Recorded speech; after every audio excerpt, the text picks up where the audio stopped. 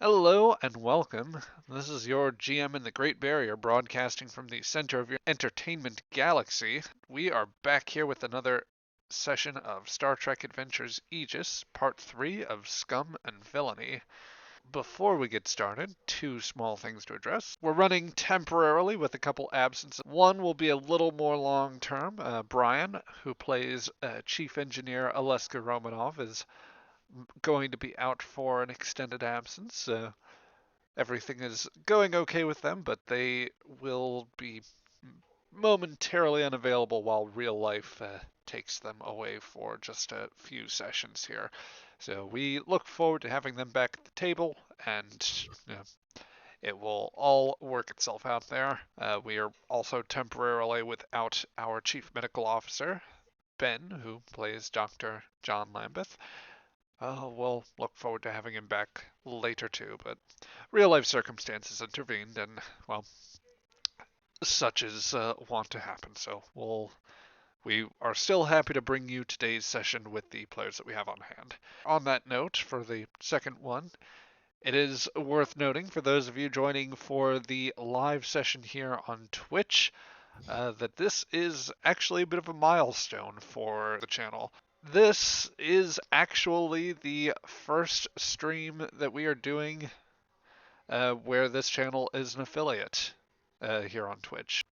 It's been almost exactly 11 months to the day since we debuted with Fallen Star on a Saturday with the first Aegis adventure. Some of the players that are here still even remember that. Yay. Yeah. Um, but yeah, you might even say with all that time, you could even say It's been a long road getting from there to here. yeah. So What could you say? That was good. Great Silence. timing. That was very well said. Well I said. yep. Sorry, that was a gag left for people that actually were in the stream there. I played a little bit the opening lines of Faith of the Heart. Oh, Oh, yeah. it has been a long road, yeah. Yep. But yeah, our time is finally here, and we have crossed that new threshold here. So um, nobody is allowed to go space salamander, by the way. But on a serious note, I consider myself lucky to be able to tell these stories with these crews, both here on Aegis and with the Broken Sword game, and it's gratifying to have everybody who stops in to watch here or in the archives comment or just generally enjoy themselves. In the months ahead, I'm going to figure out what I can do to present some rewards on the channel for those of you that join us live. So emotes, fun ways to spend the channel points, which we are tentatively calling Quatlus. Until then, I will just continue to bring you the best quality of game that I can run for you and for our players. So I just wanted to say, though, right now, first, for those of you in the audience, thank you for sticking around. Thank you for catching us here. And for the players, thank you guys for being a part of this. It is always extremely fun to see what you bring to the table, and I look forward to us building up this campaign further and seeing where things go.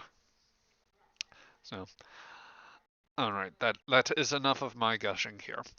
Um, let's get back to where we were in the session, where last time your infiltration into this asteroid station, Uticon, has been going rather swimmingly.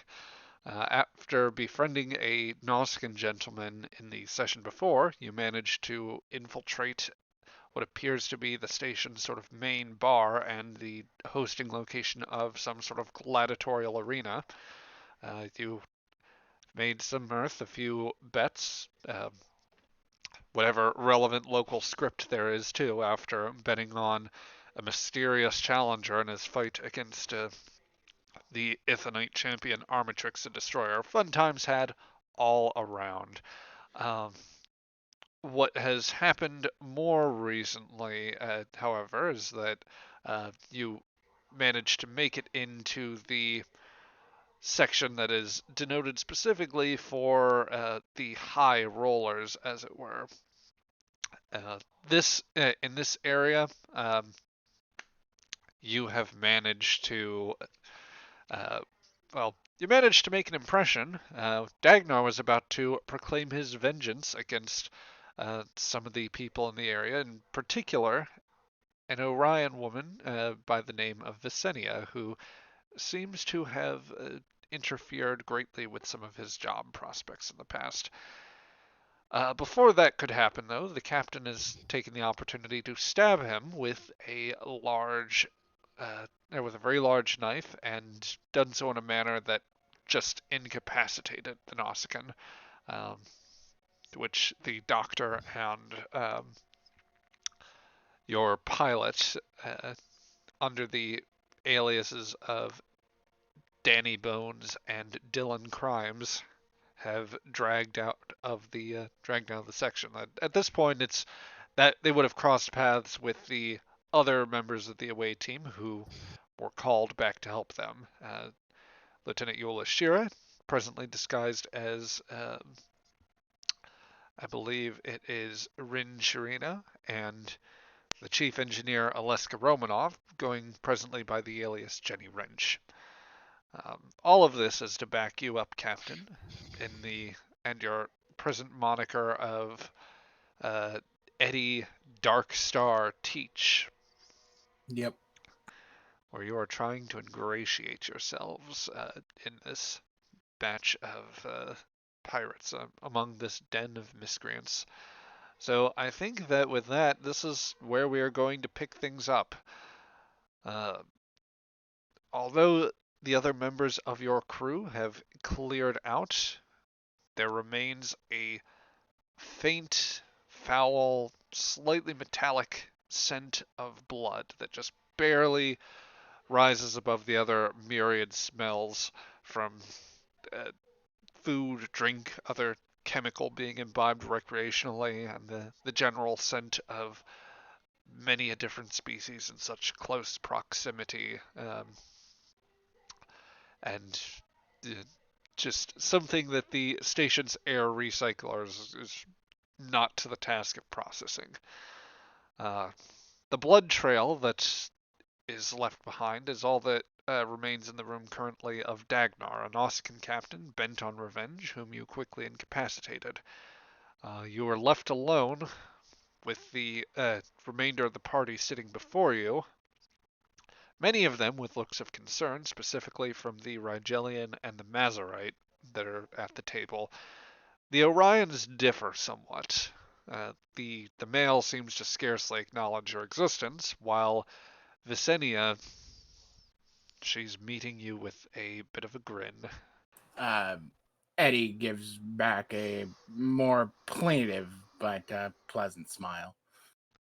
This seat taken, she says to the seat that is probably right there, right? Nope. And doesn't even ask, doesn't even wait to answer or an answer, just slides on in and kicks up her boots. Yep, the Mazarite's about to object when Visenia says, "Oh no, make yourself at home. You should see about getting you a drink here, I suppose." Nah, you know I like. So who's the lovely guest? The Mazarite and the Rigelian look to each other here for a moment, and the Mazarite's about to say something when Visenia just butts in. Oh, just some business partners, people I'm chatting with. This would be, was it Commander Ethol? Uh, the Mazarite kind of looks, his face very, like, stern, practically, almost implacable, but maybe with a slight sign of annoyance as uh, Visenia gives away the name here. So that would be this gentleman for all those watching on the stream. Just make sure that's up to date. Oh, and make sure that everybody... Okay, yes, you can in fact see that. Very good. So that is Commander Ethal. And then, I believe this one's name is Zeros, she says, gesturing to the Rigelian woman. To which she says, Yes, Visinia, and uh, I don't suppose you're going to arrange an introduction for this other friend of yours? There's just her lips curl into a very toothy grin that definitely a lot more threatening than if she probably tries to think it is. As she'll reach out, she'll slip her boots off the table, and reach out a hand, which is still covered in the blood of the Nausicaan. Captain Darkstar, but you can call me Eddie, if you so like. Eddie. How exotic?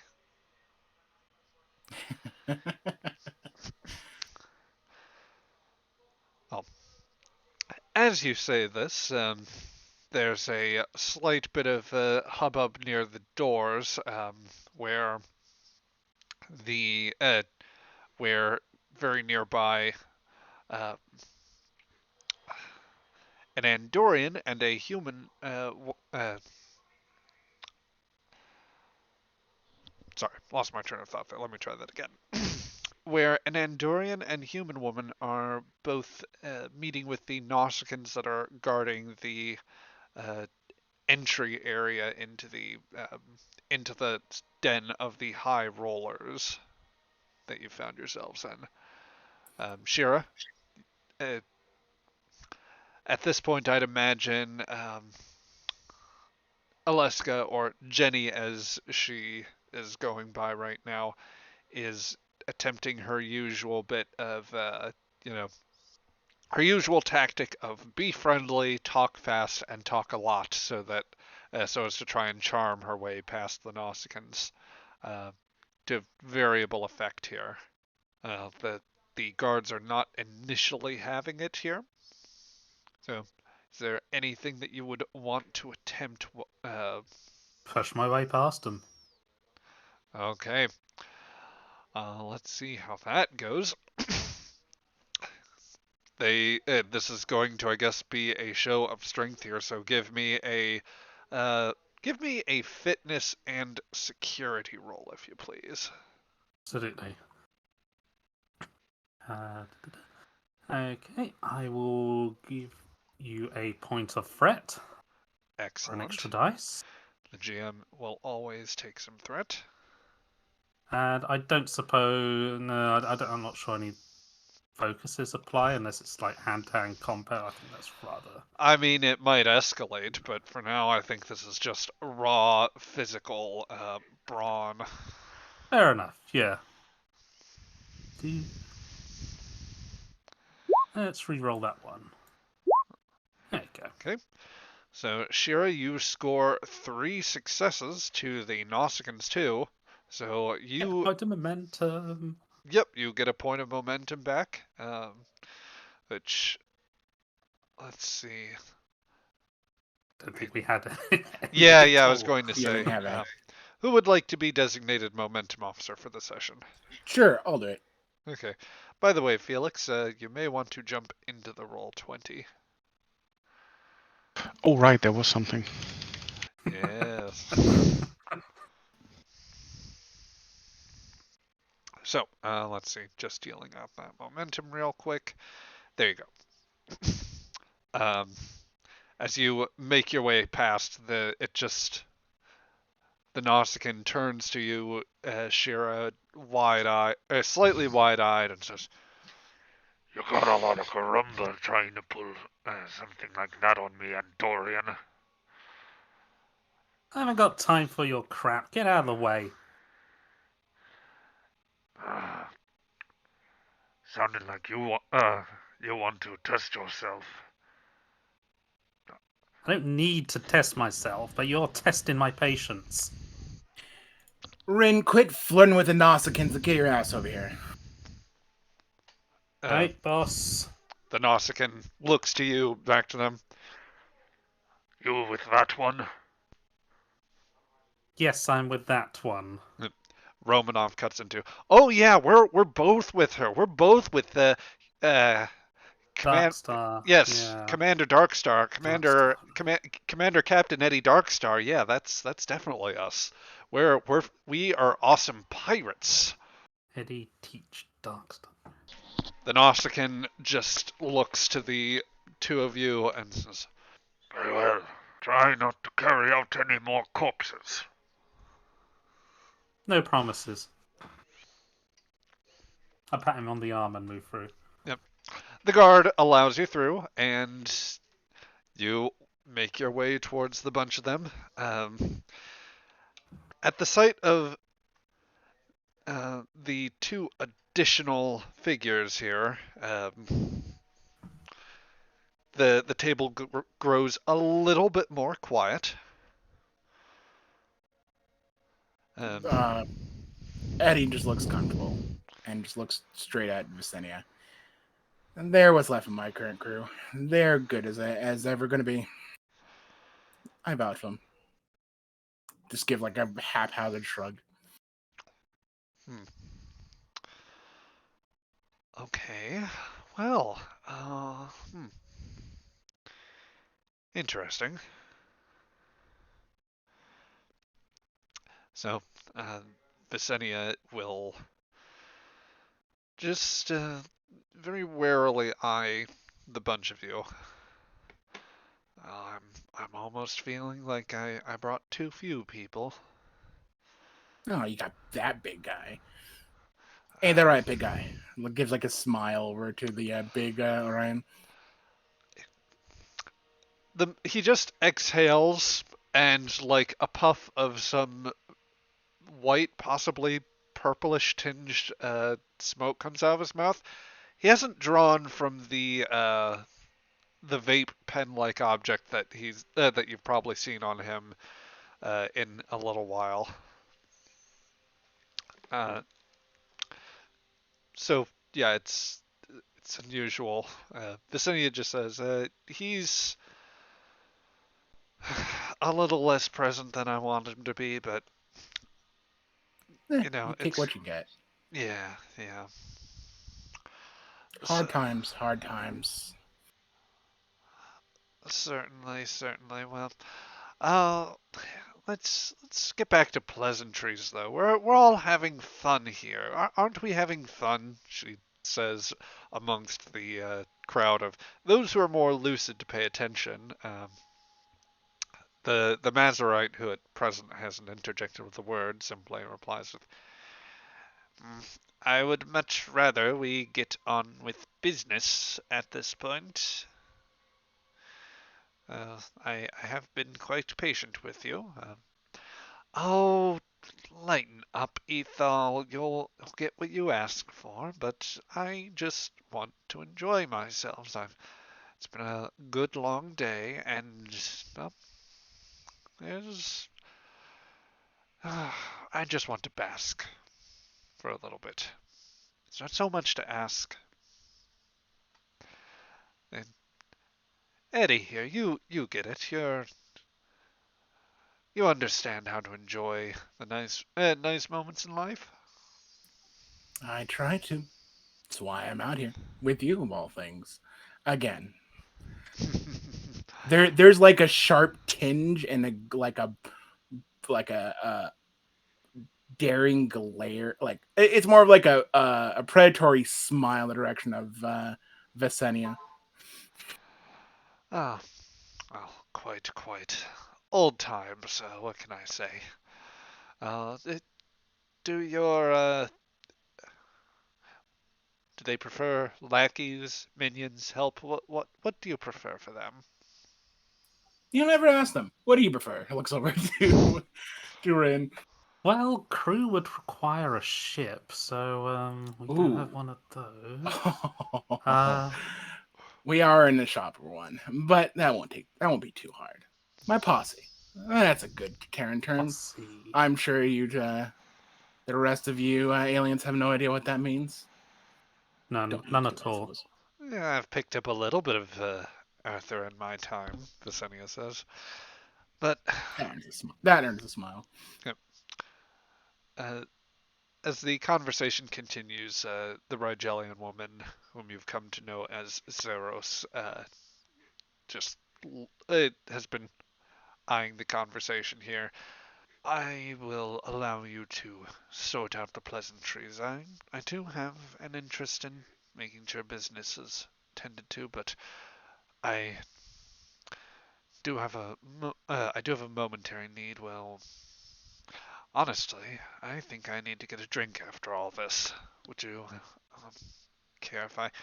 Only if you bring a round for everyone. Very well.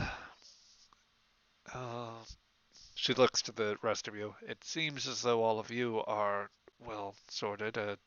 What about you, Captain? Was it Teach? Dark Star. Darkstar. Darkstar. Right. Um. Again, she offers the bloodied hand as to shake. Like, pleasant to meet you. Can I like roll intimidate or something like that? Because I'm really trying to play up the freaking You may do so. terrifying sociopath or psychopath. Absolutely. Give me a let's call this security and command.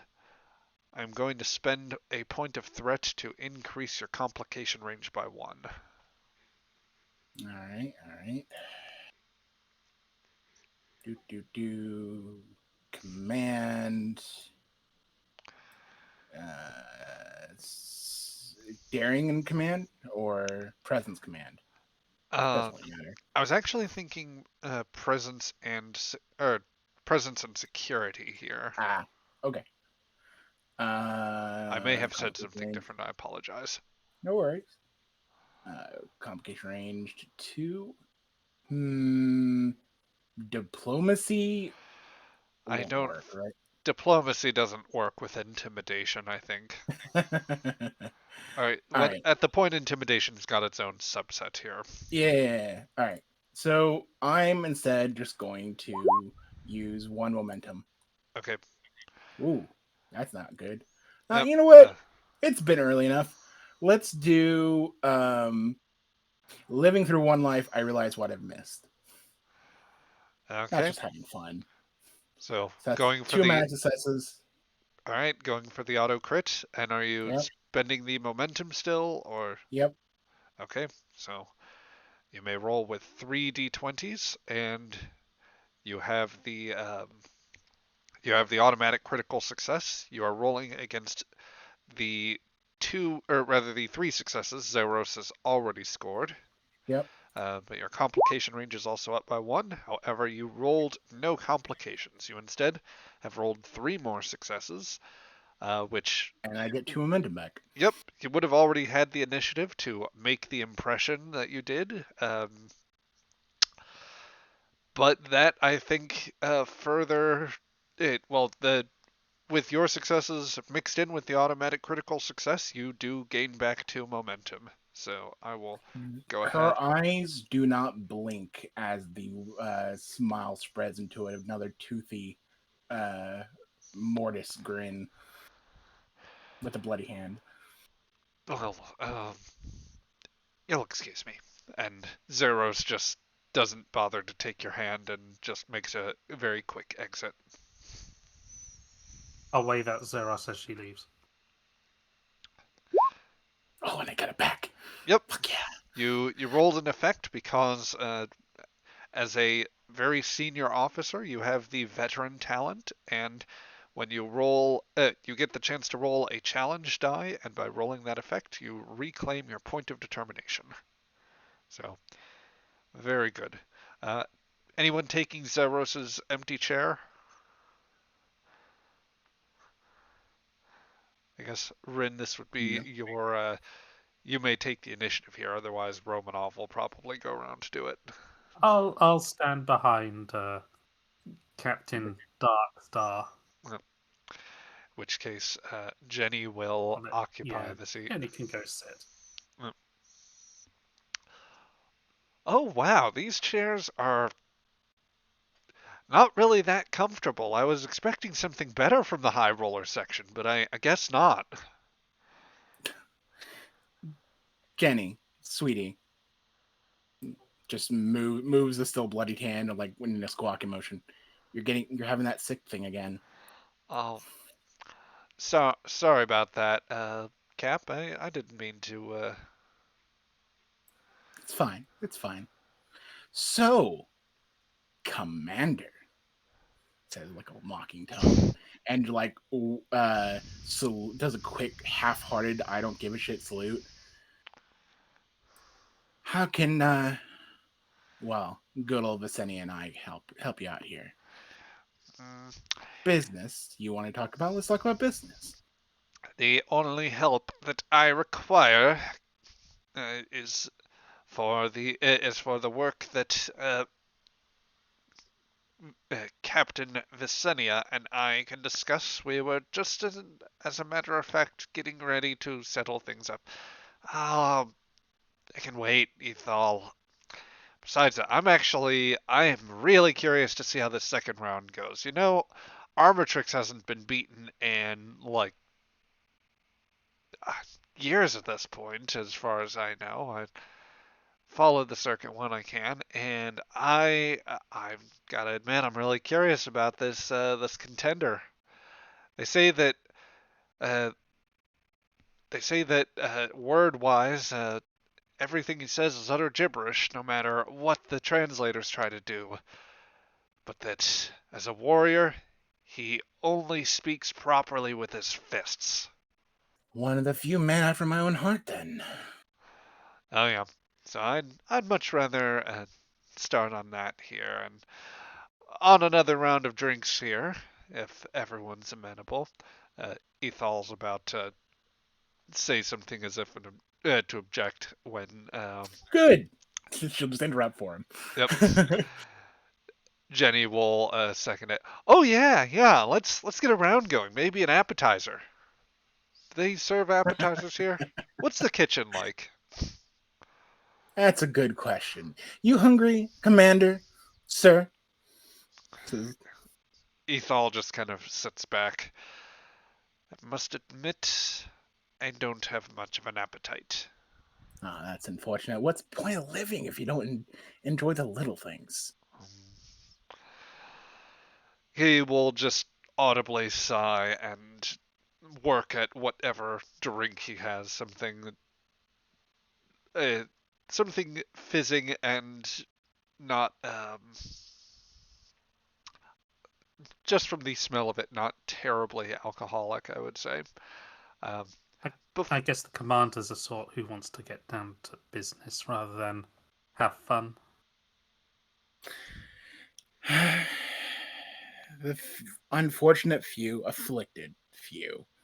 But surely, my dear, gesturing to Captain Visenia, and I could help out with that affliction.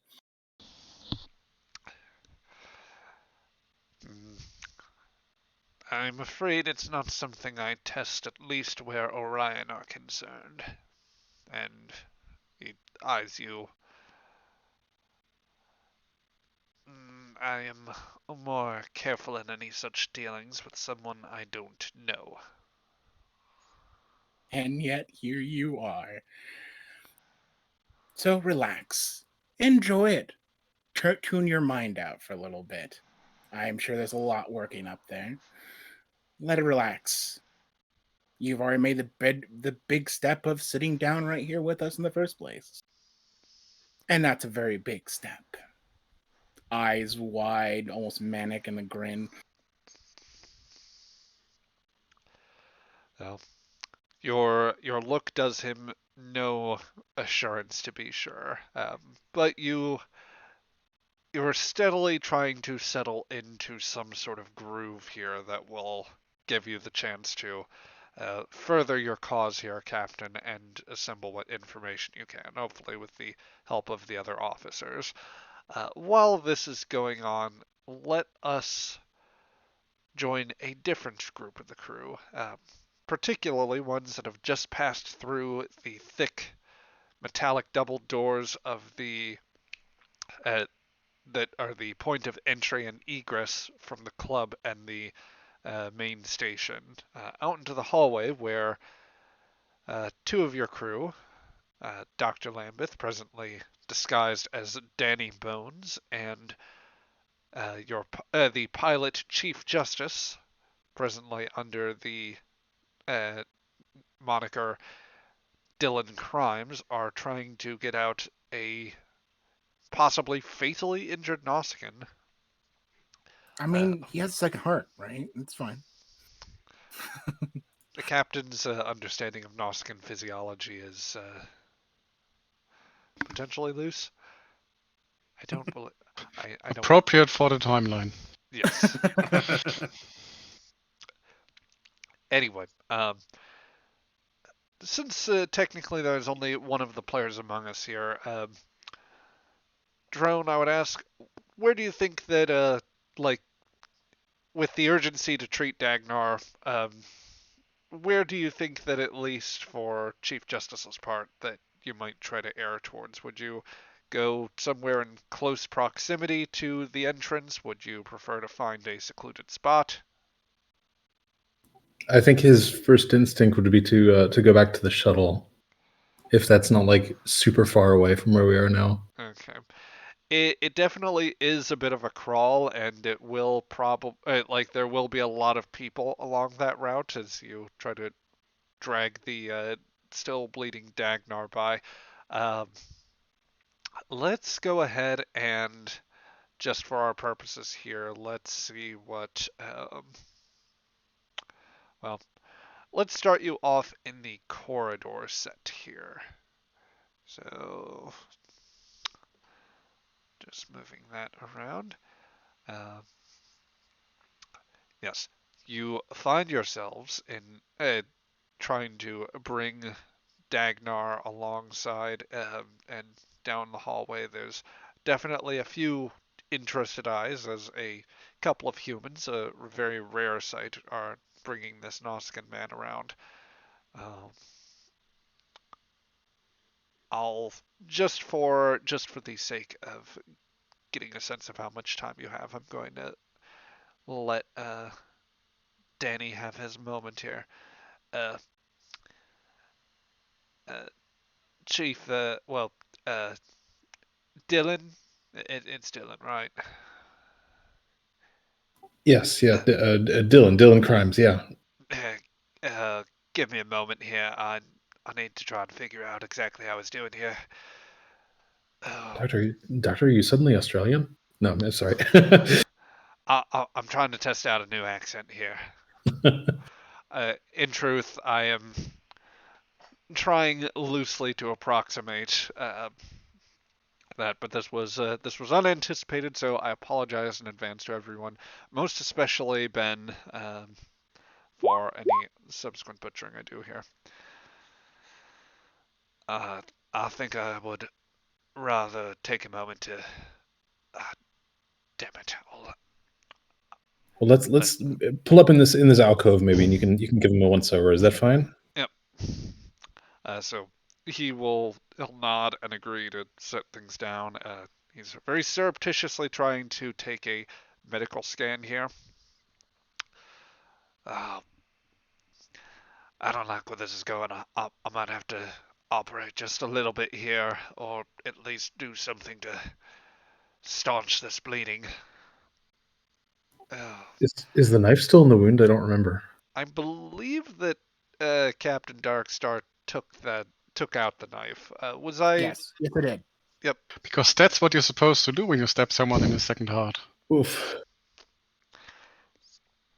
Oh, what do you know? There are two hearts here. Whoops. But I need to do something quickly before they bleed out. So, can you hold him here? Like hold him down? Yeah, well, Or hold him, partly hold him up. I need him at a certain angle. He says, trying to because the knife wound was in his back. Danny is kind of arraying him to where he's kind of leaned up against, partly against the wall of the alcove that you've stopped in. It is the only angle which he has sufficient light apparently for what he needs to do. Okay. Also, I do want you to hold him just in case, he gets angry with us. His eyes just go wide a little bit, and he says, "Well, Chief Crimes will try. I don't know if I can hold this big guy back if he really wants to jostle around." Right. Let's see what we can do. So with this, I think the talent, well, rather, this would usually be a difficulty 3 situation, but the field medicine talent, I think, reduces it to an extent. So Would I be counting as assisting him since I'm holding him stable? you are. So I'm going to ask you. Um, tell you what, give me. You may either roll fitness and medicine as a direct assist. Alternatively, I am prepared to allow you to do fitness and security. Okay, I'll go with security because I'm holding him like it's not. I'm actively like assisting with the healing. I'm just kind of holding him steady. So Yep. I will do that. So this will be difficulty of 2. He will have a focus. Oh wow. Yeah, with your assist there, you do manage to gain back a point of momentum for that. However, Danny does seem to have rolled 1 success, which allows you to use that assist. So total of 3 successes. However, he has also rolled a complication here. We should burn the momentum and just get rid of that. I was going to ask, since you are the one player involved in the scene right now, Drone, would you prefer to take a narrative complication to buy that off with threat, or to spend momentum in order to buy off the complication? No, I'd spend the momentum.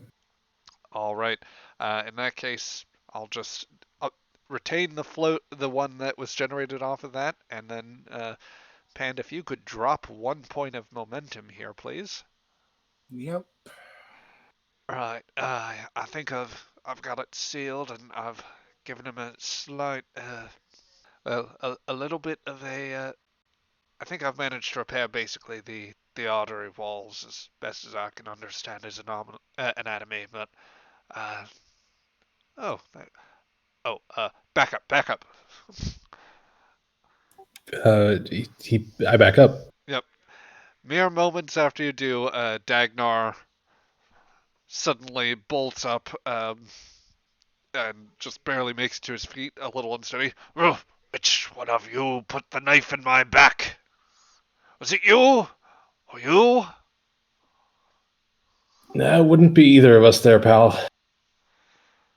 That would be our captain. Oh, but oh, I should be more angry than I am, but I failed to follow my own advice.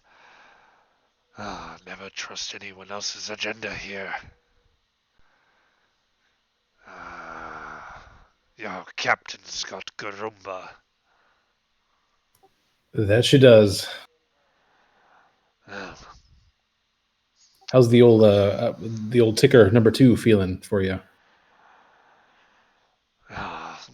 pumping and ready for action, he says, and he'll place a hand on the hilt of the Tegalar, the rather nasty curved Nausicaan sword, but he thinks better of it for a moment. I'll wait till we get back into the club. Well, I'll wait for that. He takes a moment to think and reorient himself. As that happens, Dylan, give me 1 insight and security roll, if you please.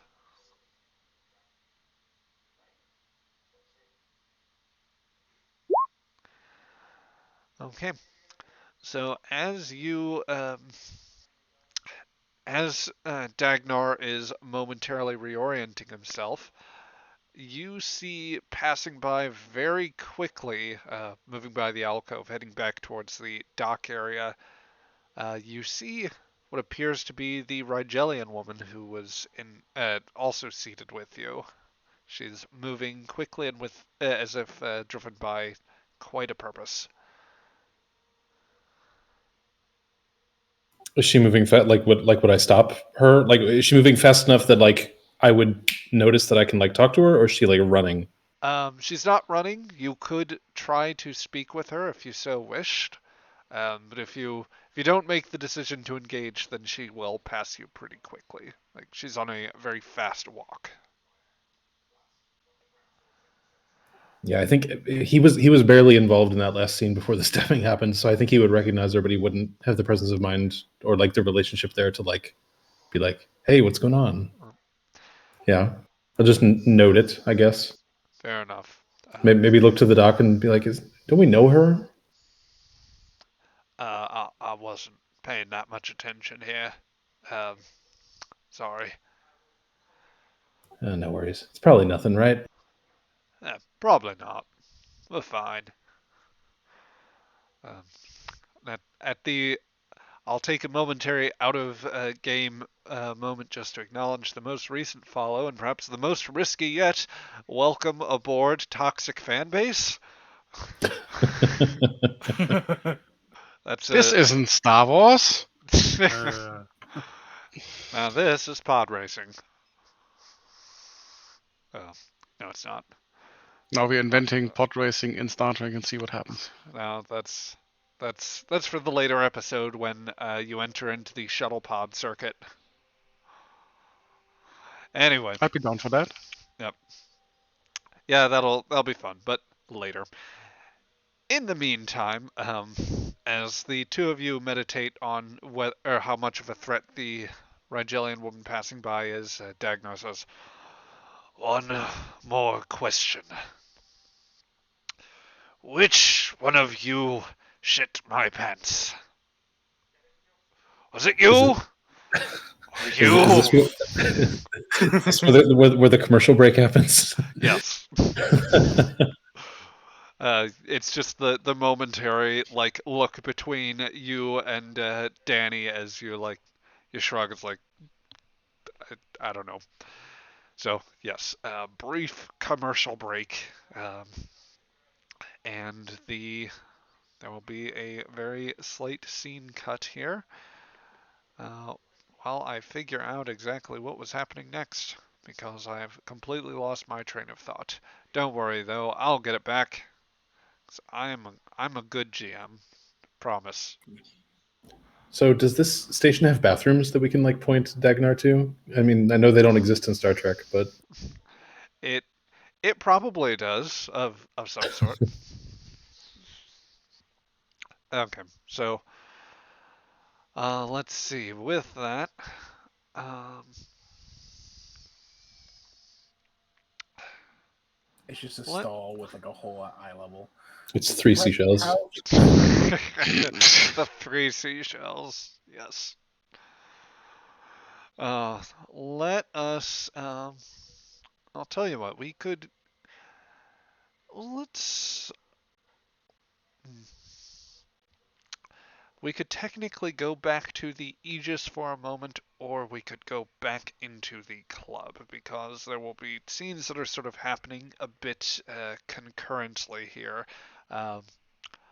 Normally I might leave this up to a roll, but I think I would prefer to ask, what would you, as the players, want to do next? Would you prefer to see what little help can be done on the ship at this point, or would you prefer to go delve more deeply into the conversation with Vicenia and the Mazarite Ethal? I think we had at the end of last session, we had a brief thing on the ship where like we sort of picked up that there may or may not be another ship sort of hiding in the nebula with us. Yeah. Yep. Yes, yes. That was the very last thing that you had picked up. So there may be more that you can do at this point on that end. On either end. It once again depends on what is to your preference.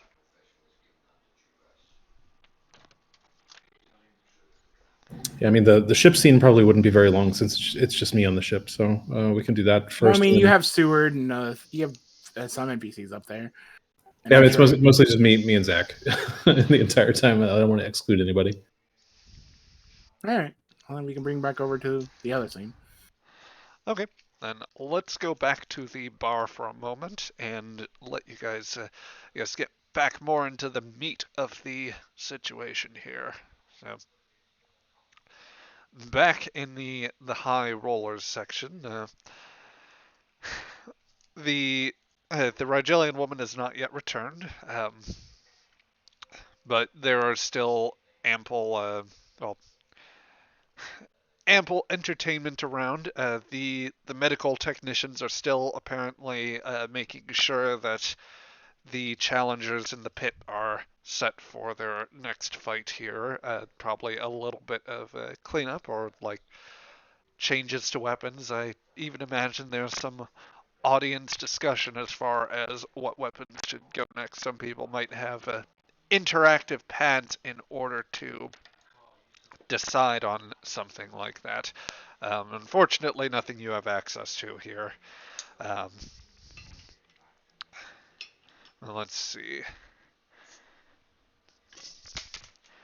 While all of this is taking place around you, I guess, yeah. Is just me or is Zach fragmenting a little bit? He sounded okay to me. Okay. Continue. Sorry, Zach.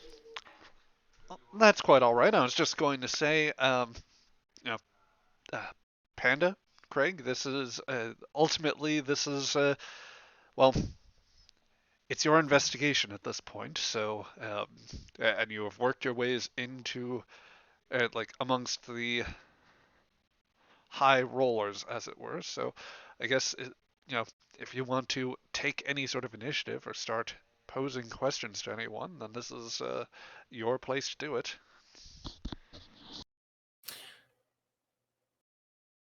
Um.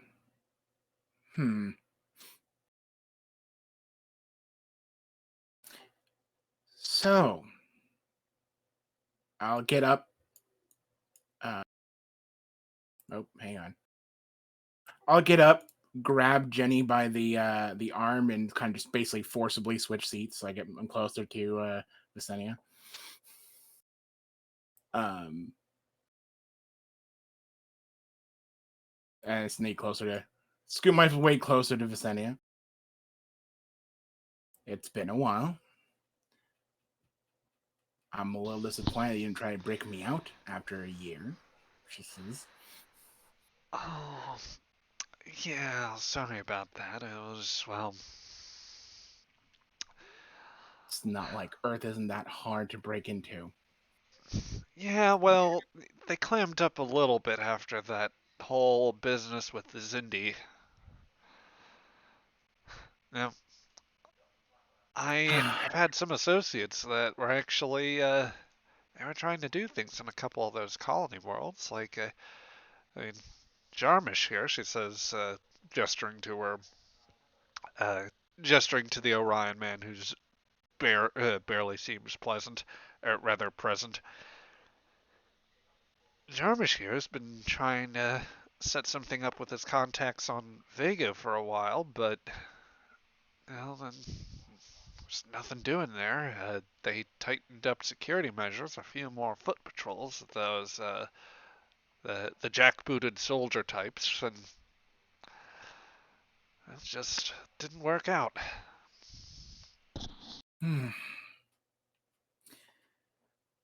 After all I've done for you, just gently takes the hand, Visenia's hand, and kisses it. I mean, isn't a wife supposed to, come in and be all, I don't know, something romantic? She says, like shake her head and smile. Hey, Like, you want big gestures? You got to give me time to put things together. If you a year and odd months wasn't good enough. Hey, I've only just gotten in on a decent enough score to where I'd be able to put something together for you. As a matter of fact, I had a rather lovely idea for Well, I was debating it was either going to be a display of exotic plants or explosives. Possibly both if I could fit it in the budget. Oh, well, that's actually pretty nice. Yes, Pretty yes. sweet. You can give us like a nice Valentine's gift. Oh, right. Introductions. Jenny, Ren, this is my lovely wife, Visenia. Visenia, this is, of course, my current crew that I kind of assembled as I got back out of the dumps of Earth. My Nice to meet you, Mrs. Teach. my best guess as to Romanov's reaction would be, "What? You're married?" Never mentioned it once, did she?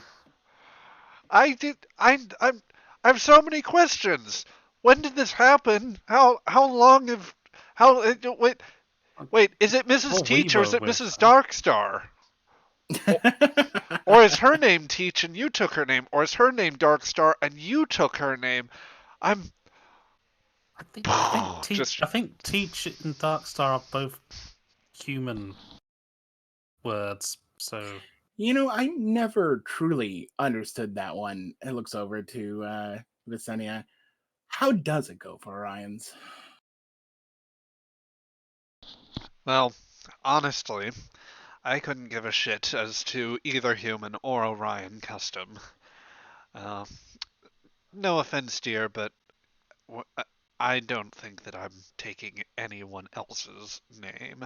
I'm very much my own woman. You wouldn't like Visenia Darkstar? Again, kisses the hand, kisses along the arm.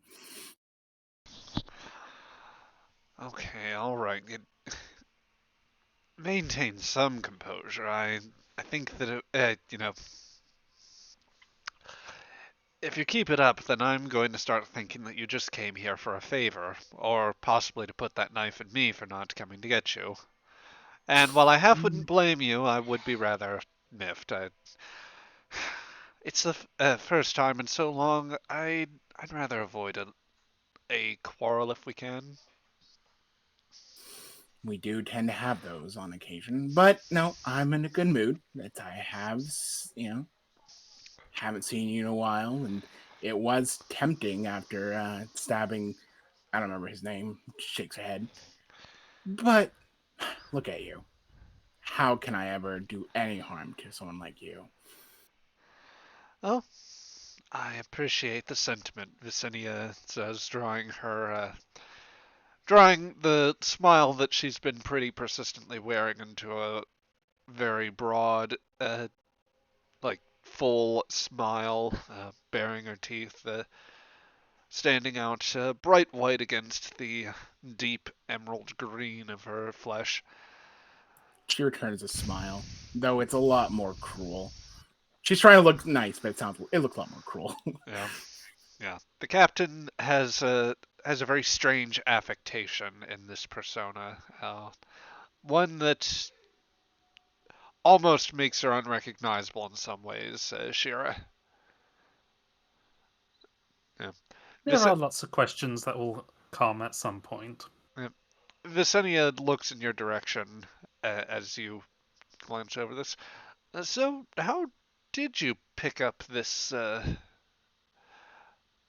new posse of yours? Bad Ah. luck and misfortune. As he usually goes, nods and smiles, chuckling a little bit.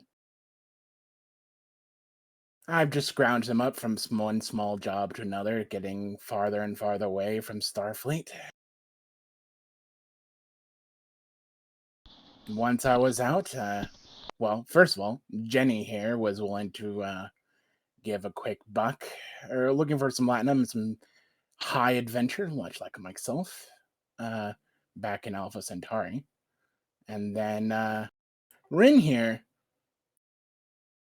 pauses and stares. You know what? I was a little drunk. I don't remember. Apparently she told me that yes, I hired her. She shakes her head like, I was drunk, you were drunk. All worked out in the end. Well, It's rarely a good formula around Andorians. I personally tried to be very careful around them, but Good. it works out, I suppose. No, they're freaking good old fuzzy bears. Fuzzy, antennae bears. At some point, That's you must walk me through all of these Earth creatures you keep bringing up. I keep trying and it keeps slipping your mind. Uh, Ethal at this point jumps in. With due respect here, I see you have a great deal of catching up to do here, but I don't suppose perhaps we could, well, if you wish to enjoy your evening, day, or I don't know which local time is here, or what it is relative for you, but I would much prefer to be on about my business, and obviously, Villainy, I have other places to be, so I would much rather we expedite our business here. Oh, lighten up. I am just. I am trying to be very patient with you here, but it's not. This is a nice moment. This is a happy reunion. And now there are new friends here. Why can't you? I understand you're trying to have a good time, but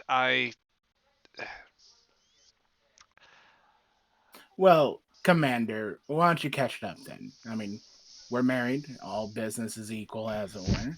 I wouldn't mind listening in on. I'd like to catch up, see what exactly this business is all about. well, I can't speak to Vicinia's previous bit of business here, but she had very particular information that I was hoping to trade, and that we were prepared to pay quite a considerable amount of script for in order to make this work. Ah, yes, Quite yes. how considerable is quite considerable, sir?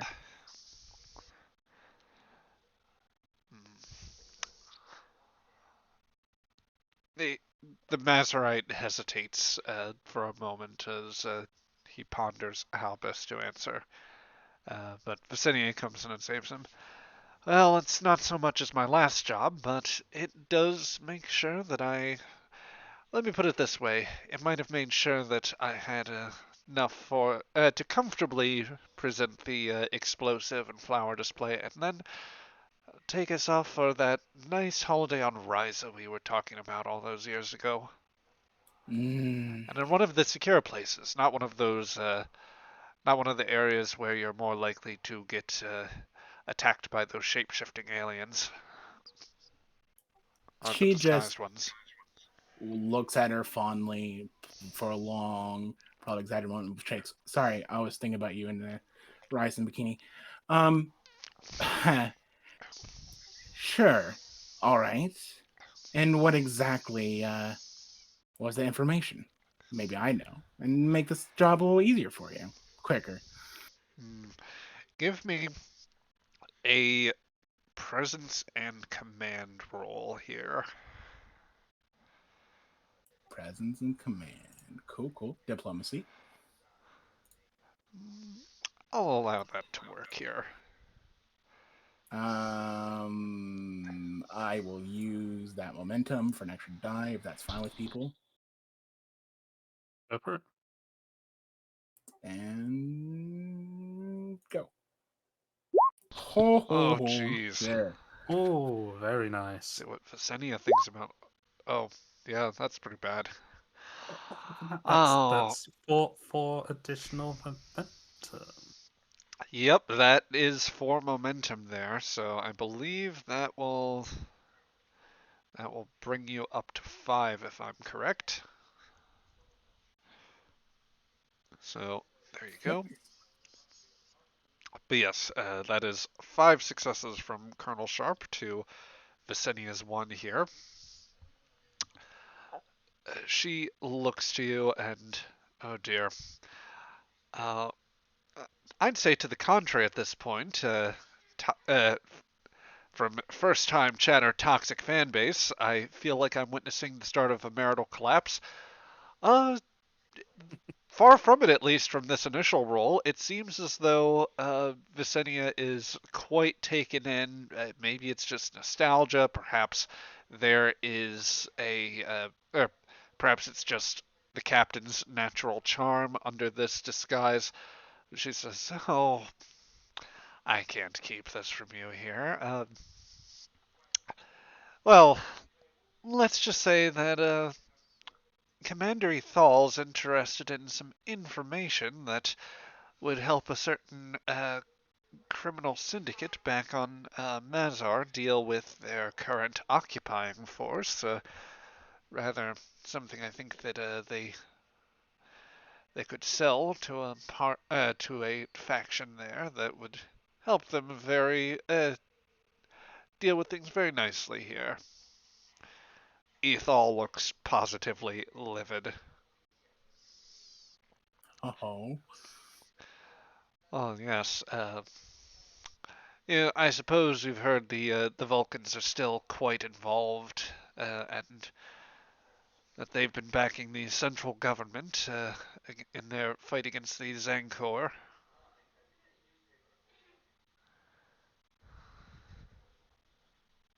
GM, refresher course. I'm all like Yep. So freezing out here. I'll give you this for free just because the roll was so successful. Yeah.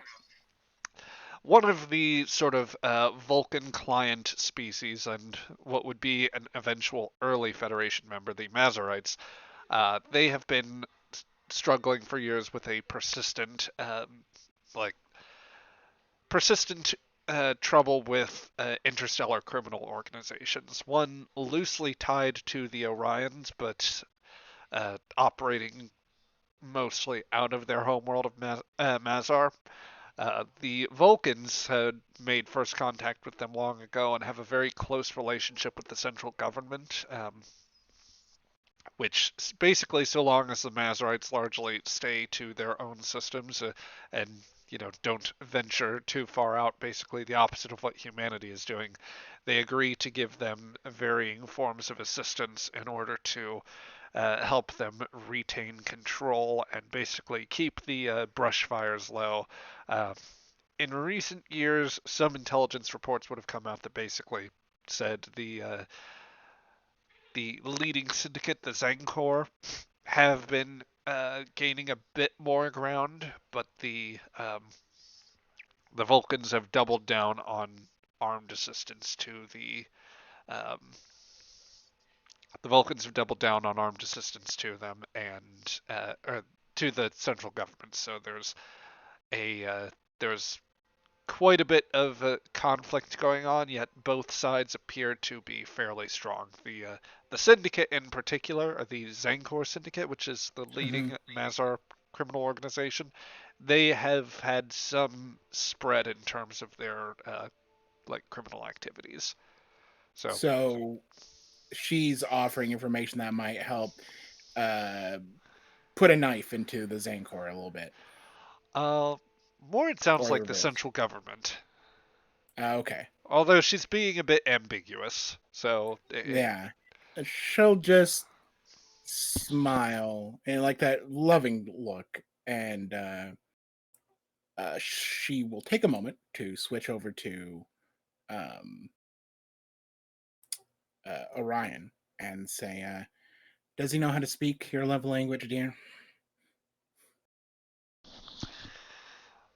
Well, she'll respond back with the translators that are operating here, and with what I'm sure he probably has, it won't take long for him to pick up. Is this more of your mother's doing, or is this actually you dipping into the big leagues a little bit? Oh, I am very much my own woman, Eddie, and I am I doing know. everything I can to make it there. helping out the syndicate a bit with the Mazarites isn't usually your forte. Well, I'm not working with the. I'm not working directly with the Orion Syndicate here, but the Zangor and the main syndicate. Well, they have their diverging interests. It only makes sense here. What was it your mother said? I'll loose back to her. She says, like, makes like a motion with a finger. She'll just narrow her eyes a little bit. She'll just raise a hand like she doesn't want to fight. Nope.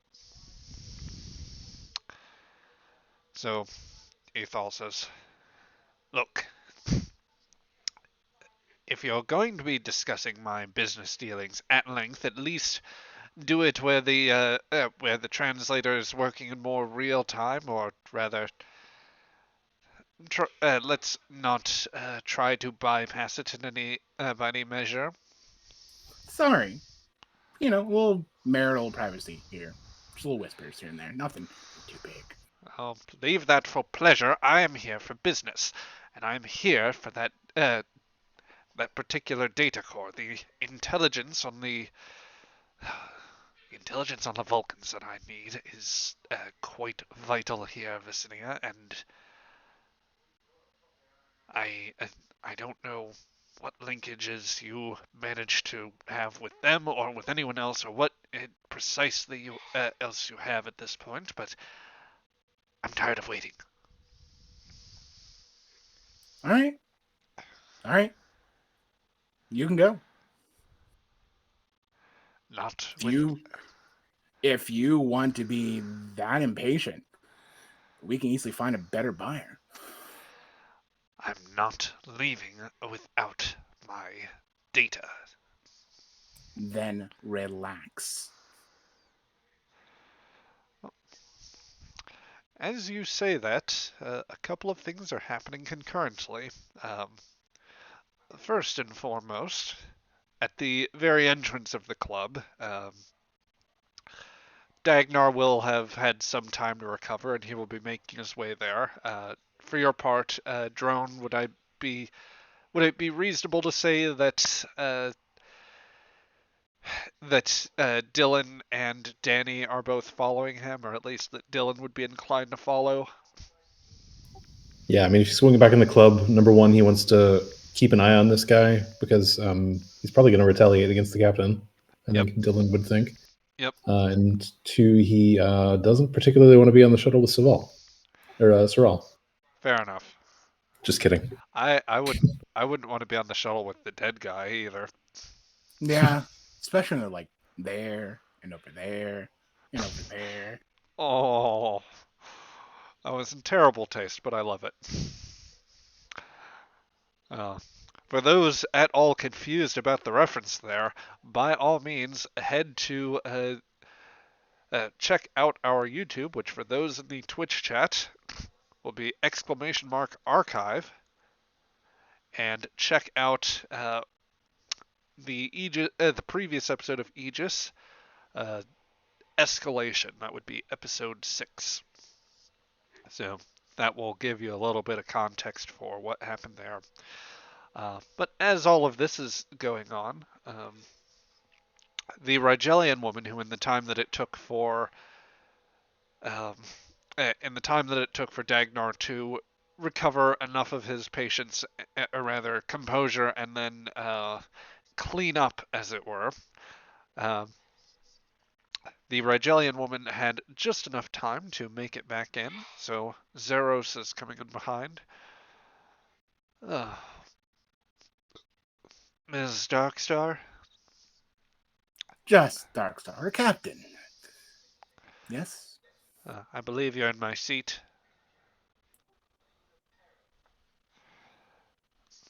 Looks down at the seat, looks back at it, looks at Visenia. I think this is my seat, right, Sweeney?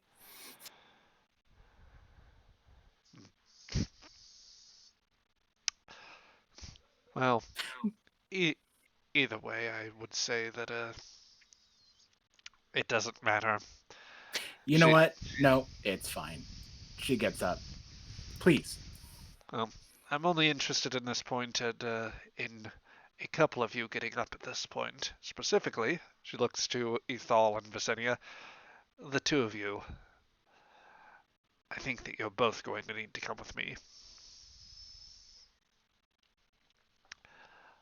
Raise an eyebrow at that.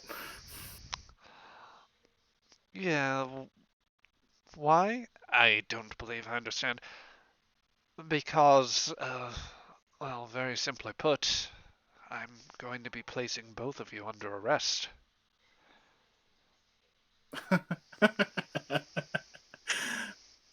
Just got interested. As you laugh, Captain, the myriad sounds of the music of like the Nausicaan tusk metal, the various boisterous announcements about the fight to come, sort of advertisements that might be going, everything else, all immediately cut out in in favor of one blaring alarm. And with that, I think that we should take a quick run to the ship.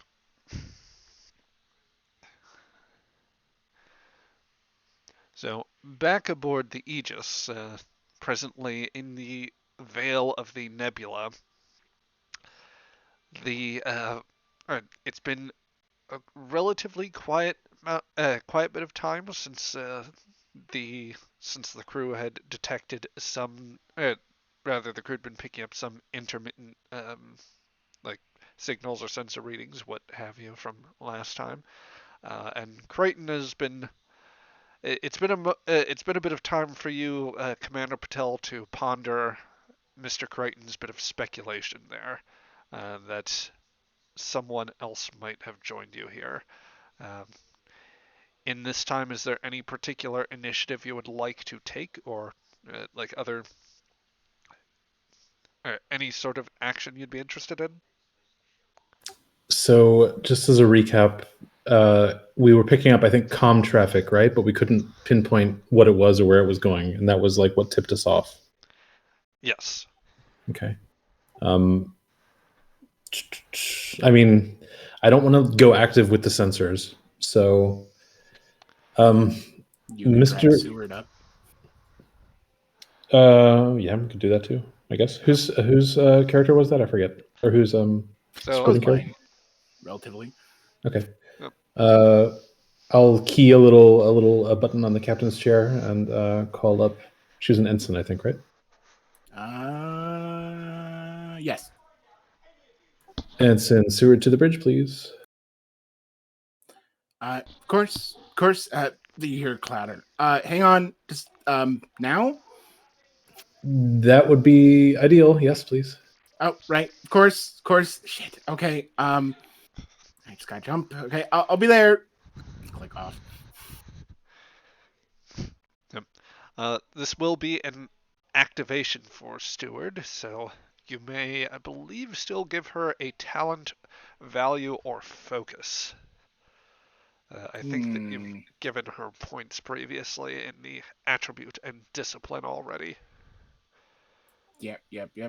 Well, no, I only had to figure once. I think. She was active for the. Active for the Tenderons. Yeah. And then, did we use her again after that? Maybe not. I don't think so. Okay, then I think. I'm trying to remember And what else. I gave her a focus, I do believe, for that. Okay, then in that case, you should be able to give her a point in an attribute or a discipline as well.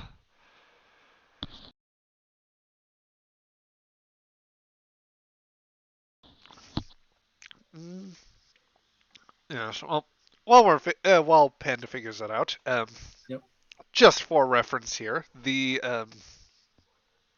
supporting characters, which he is tapping here, there are basically sort of secondary player characters that can be tapped at different times when someone needs someone more.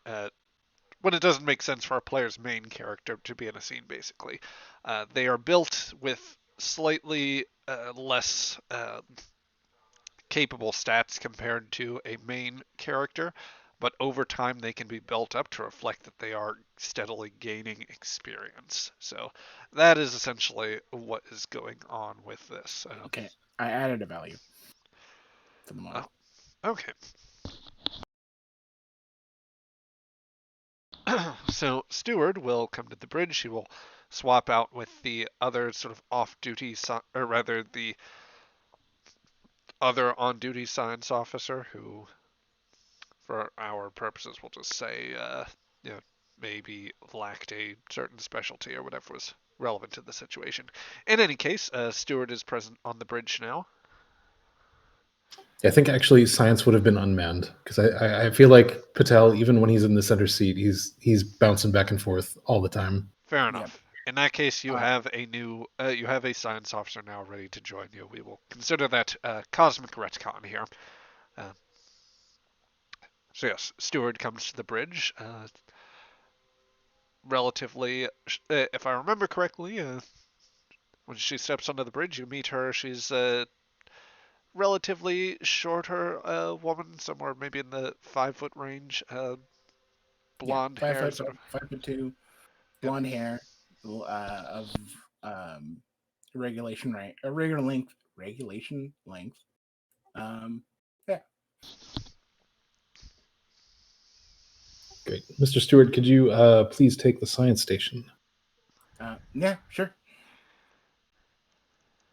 So yeah, Kieran looks back at Wade and over to Crichton and then over to Ensign Stewart and says, "So we've got some people out there, I think, out in that nebula." And he points to the screen and sort of like waves with his hand. He's not used to the whole directing people thing, so this is weird for him. I need some options. What do we think?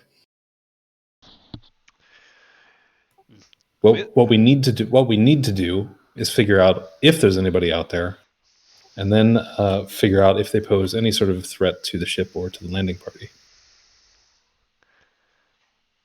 And we're hiding in this nebula, and we are we're up to no good, as they say, I think, in the books. So that only gives us a hint as to what their motivations could be. And so we're also not trying to let them know we're here too. That would be the goal, Ensign. Yes. We need some way of figuring out. And he stands up from the chair and is like starting to pace a little bit around the bridge now, figuring out where they are and who they are and what they're doing. Any one of these will give us an answer. We don't need all three, but knowing something is better than not knowing it.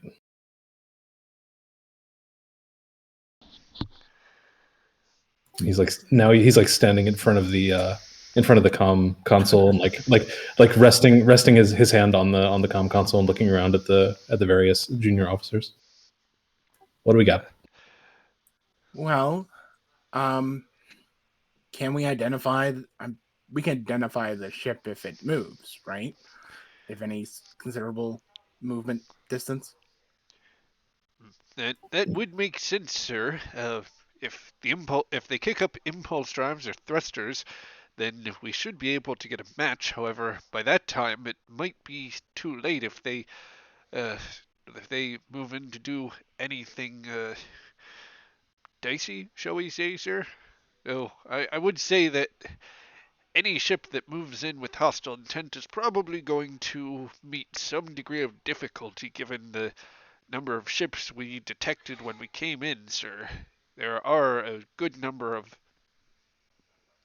freighters, raiders, other ships of that sort that we had a pretty good sense of when we approached. Well, how? Thinking about it, and I'm thinking more of just xenobiology, or just biology in general. When there's a fish are trying to hide or birds trying to hide in the tall grass, they always move or always move away when there's something much larger, much more dangerous in here. Maybe we just puff ourselves up a little bit and just look like a big dark shadow, make them scurry out thinking it's a bad idea. Patel cocks his head to the side for a second, and his eyes sort of glaze over as he's looking into the middle distance. He's doing his mentat thing. That's a great point, Ensign, but there are other things that make animals scurry for shelter.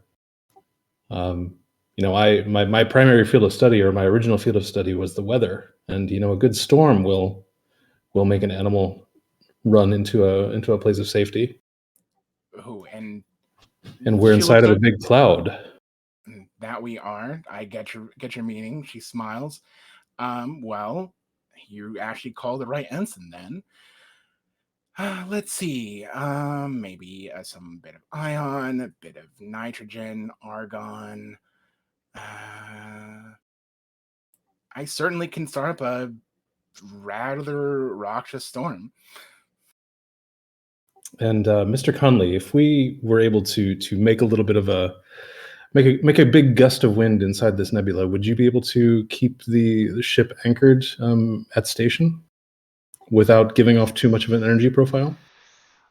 Oh, well, I guess depending on how you make it, I might be able to use that to our advantage. Like, if we're talking about like some sort of like, I don't know. I'm really bad with these metaphors to describe our current space situation here. But basically, if we were we're just about to create. I'm thinking about creating a hurricane. I think. Yeah, that's where I'm going to. Well, if any of that involved a large explosion or otherwise like expenditure of radiation, I could probably hide the ionizing trail from the impulse engines. If it comes to that, definitely. Maneuvering thrusters, that'd be easy enough to do. I don't know if they'd be strong enough for it. I think an explosion might give us away. Is there some way that we can? And he turns back to Stewart. We can maybe utilize the deflector array to simulate some sort of a catalyst to start a space storm, for lack of a better word. Certainly possible, but I would recommend it, ironically, not polarizing our hull plating, as that would attract more conductive issues than it would discourage it. It's going to be pretty loud, though. Certainly finding some way of just trying to manage, and I don't know. Certainly there would be not much of an explosion, as more of just a it would be like putting a toaster into a pool of water. An ancient analogy, but one that I definitely get. And we just have to make sure that the toaster doesn't fry us as well, since we're sitting in that same water. Nods. Maybe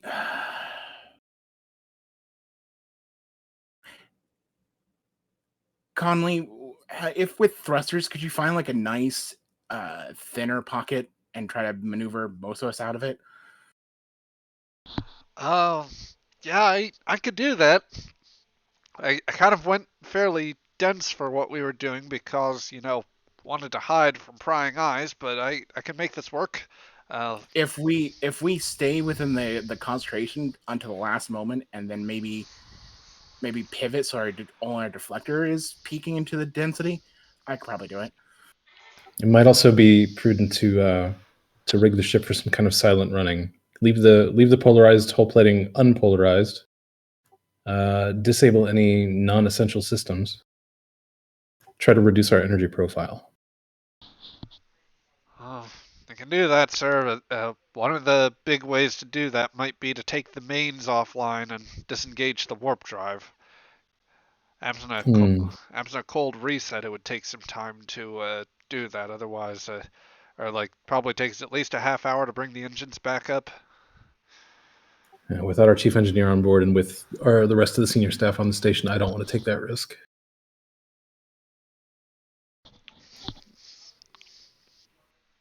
It's going to create a storm regardless. Shall I start releasing the proper chemicals? Just a moment. And then he turns over to Crichton. Mr. Crichton, while Ensign Stewart is creating the storm, can you do your best to see if you can determine when somebody's moving inside of it? If you pick anything up on comms, any sort of energy fluctuation, anything at all, if you could monitor that, that would be great. I will do what I can, and I will attempt to intercept any communications that make its way through the nebula, sir. If anyone says anything, then I would much prefer that I have a good idea of that.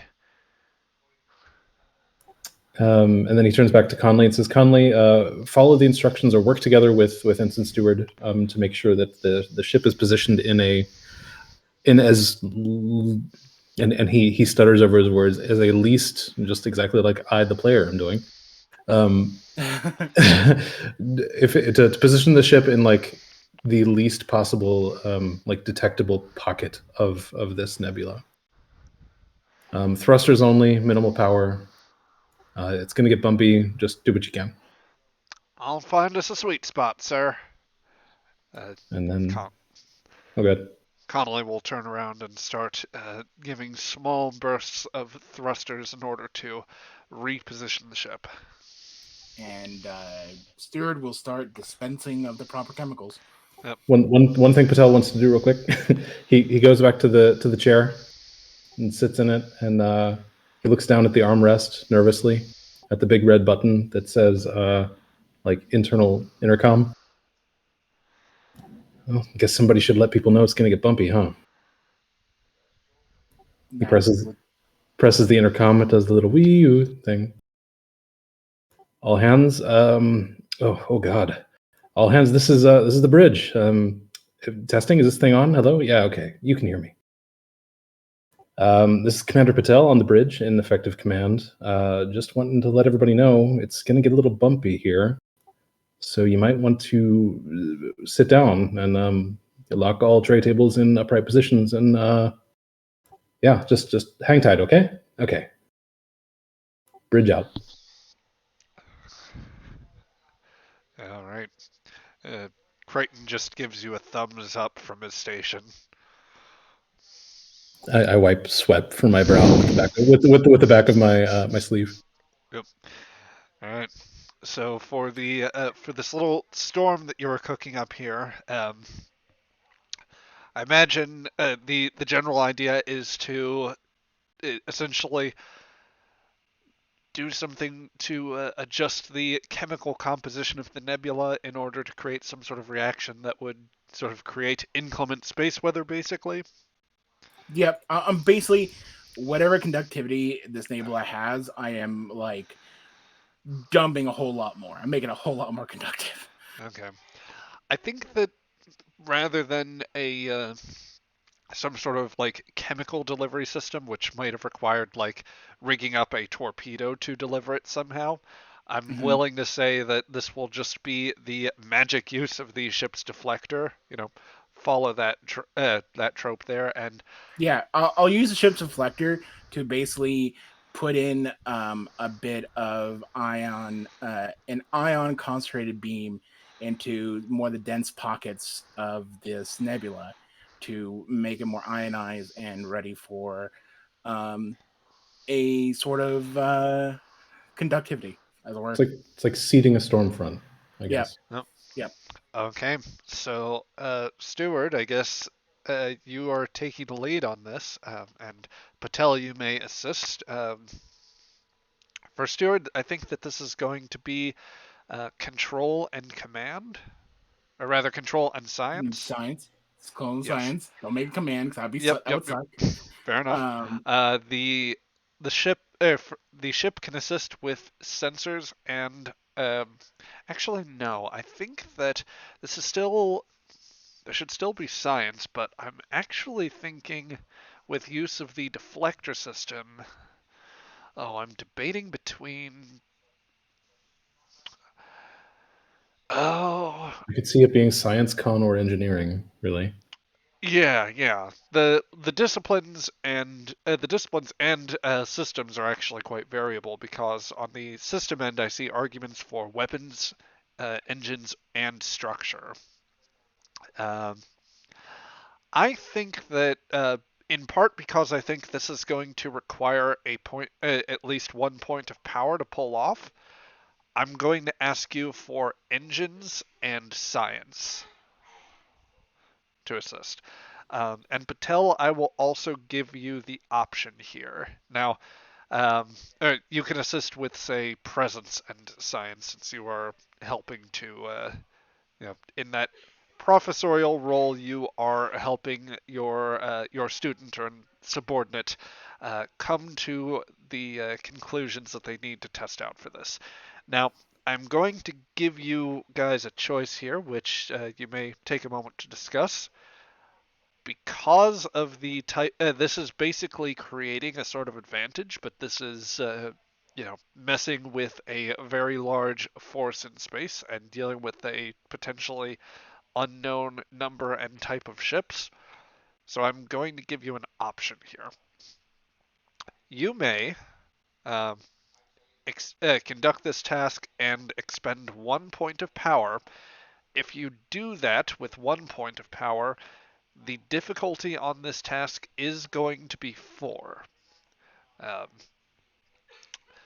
and that will be sort of the maxed out effectiveness. You may get a little bit if you come in lower than that, kind of a succeed at Sure. cost I'm type willing to situation. spend my new.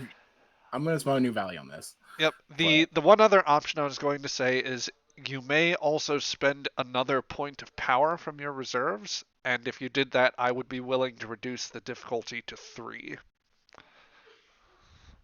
So I think okay, just like stacking the dice here. What are we rolling? So if we do, you have 2 dice that you're going to be rolling. I have the one. The ship is assisting.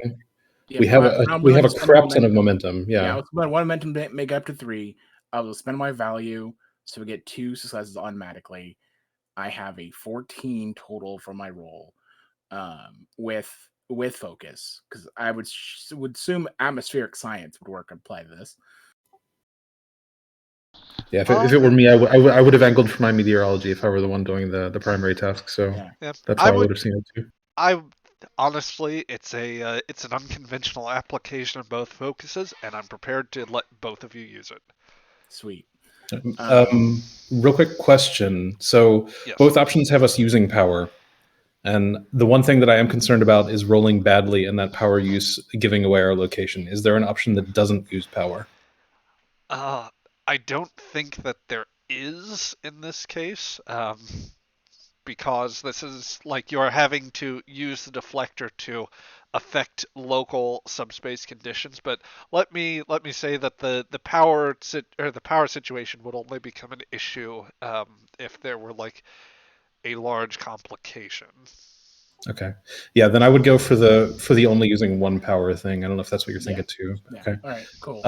And then the one other thing, you said I could do presence and science. Could I do reason and command? Since I'm reasoning this together with my crew and I'm commanding them for the first time? You know, you make a very compelling argument, so I will give you that. So my value, ironic enough, especially when we emphasize that, the steward's value, because she's always feels like she's under pressure, is okay. Stop yelling at me. I love it. Also, what were we interrupting her doing? Because that would also maybe be play into that a little bit too. Like, did she not want to be bothered when she got summoned? Stuff. She was doing paperwork and interrupted. Yeah, like she just had like something fell over and she had to go like, oh shoot, I gotta clean this up. Wait, nope, I was needing up to chop the bridge. Crap, which one do I choose first? Just steward stuff. Love it. All right. Okay, here I go. Rolling. Nice. What was the ship? The ship is engines and science.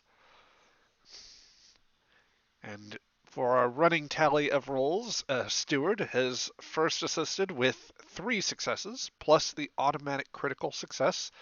That gives you a total of 5 so far. Patel, unfortunately, has rolled 0 on that, but that doesn't, there's no complication there, nor one from the ship, so that's basically you come away with 5 successes, which with the option you've taken, the ship expends 1 point of power, but you still meet the difficulty 4, and you gain back the point of momentum that you spend.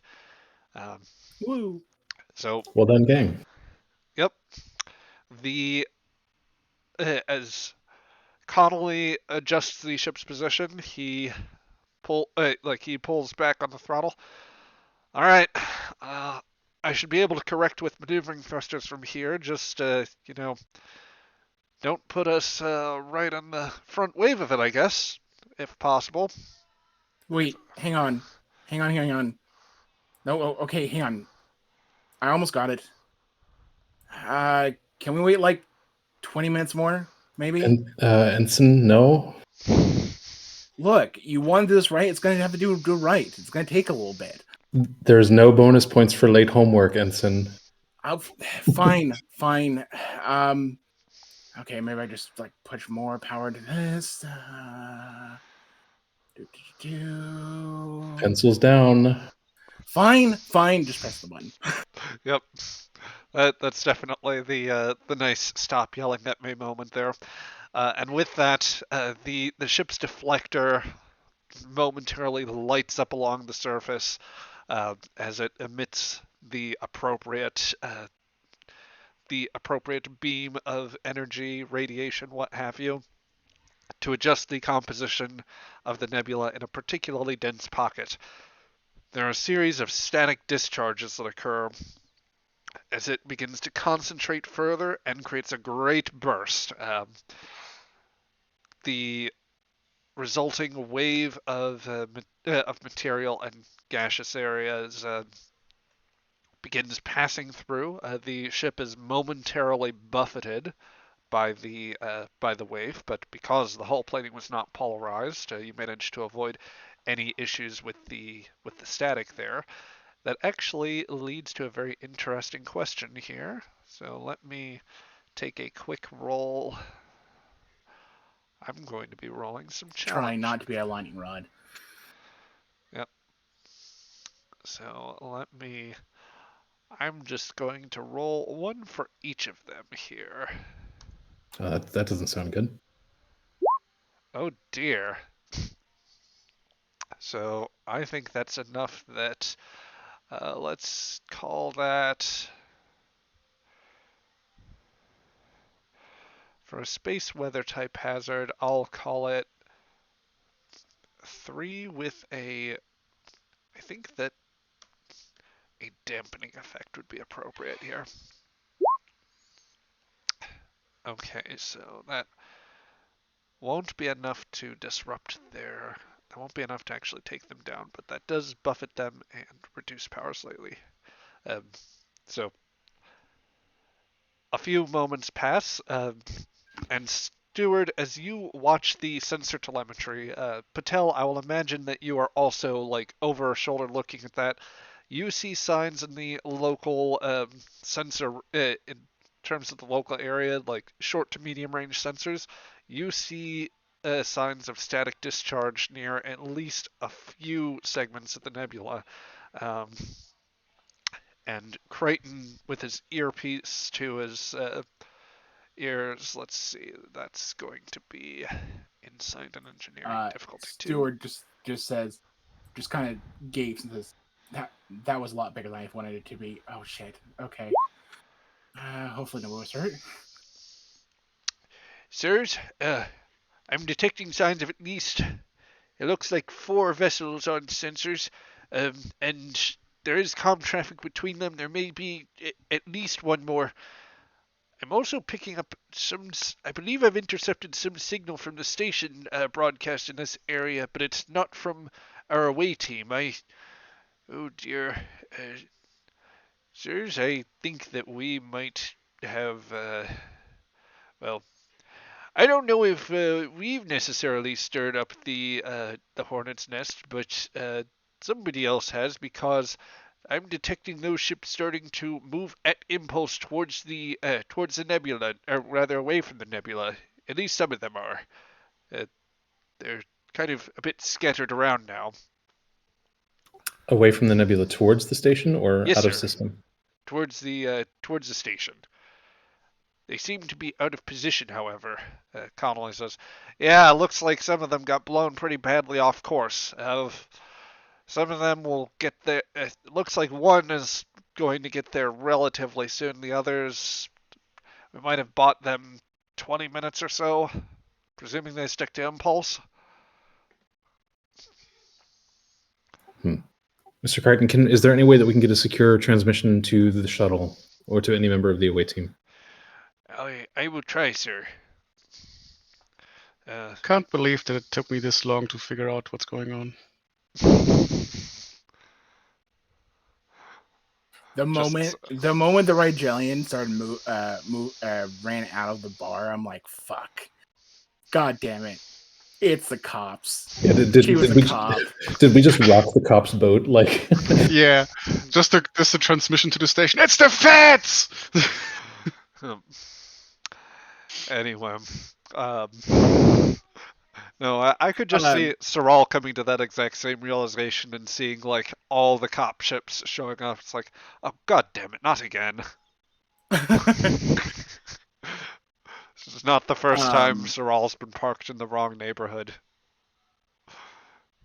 I mean, honestly, everything illegal has already been confiscated from my ship, so... just gotta fix that taillight. Anyway, the Crichton says, "I'll try, sir. I'll get a message to them right away. What do you want me to say?"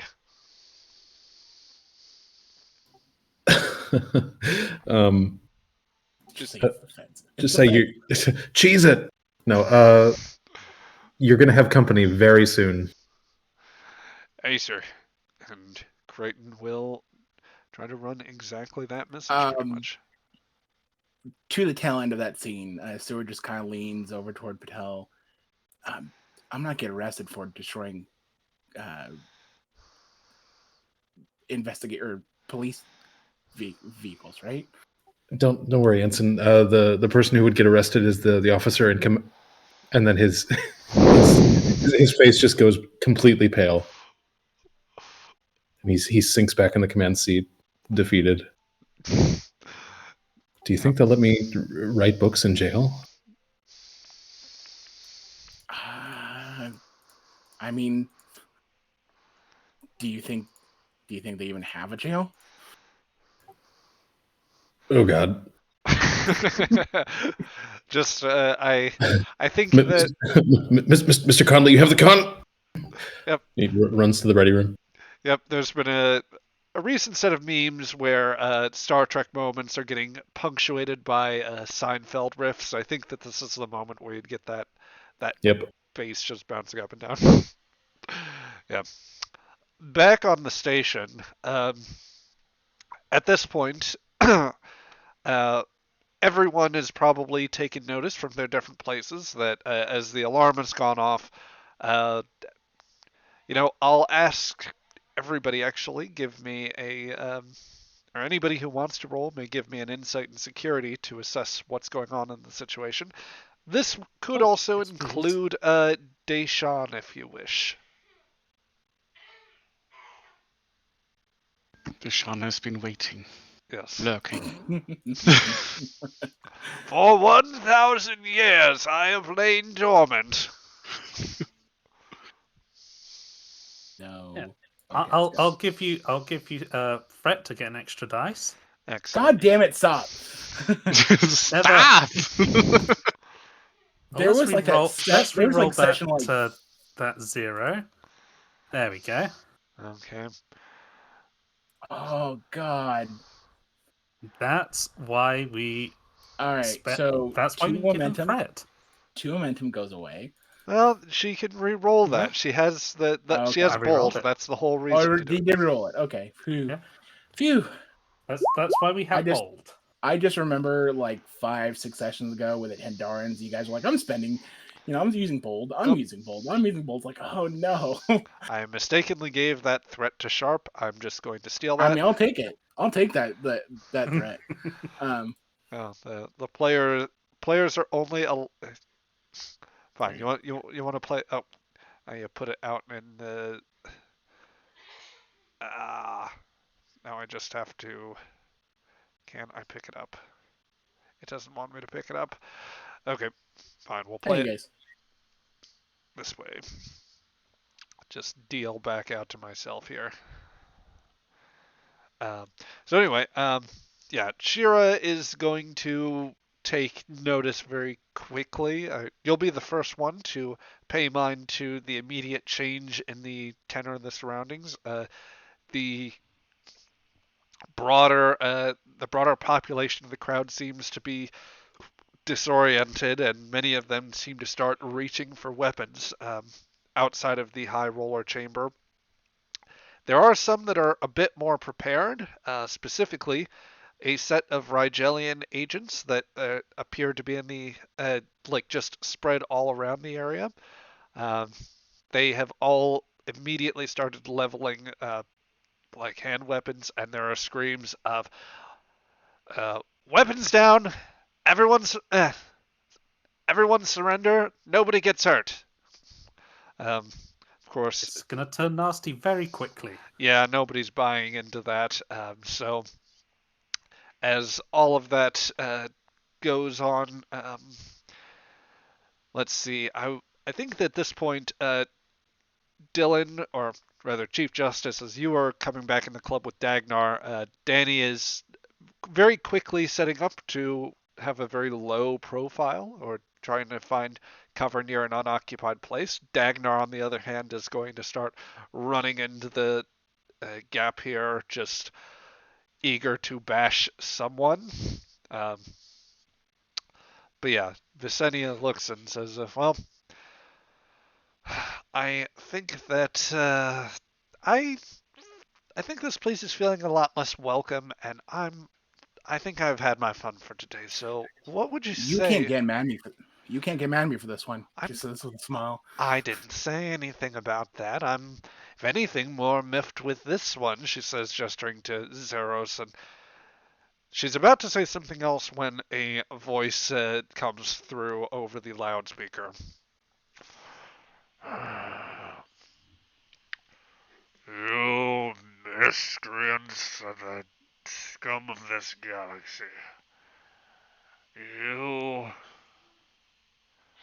are the unwanted dregs. Harsh. You filthy, obsequious bunch. Are my type, though. And you come here with an understanding. One of your treacherous ilk has broken it.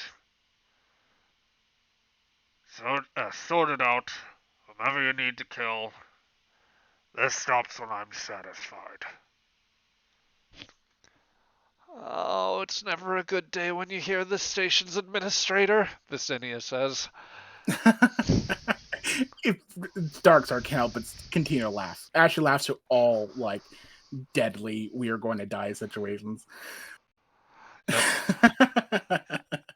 As that happens, you noticed one other thing that, at least for Shira, and this is something more your antennae picked up.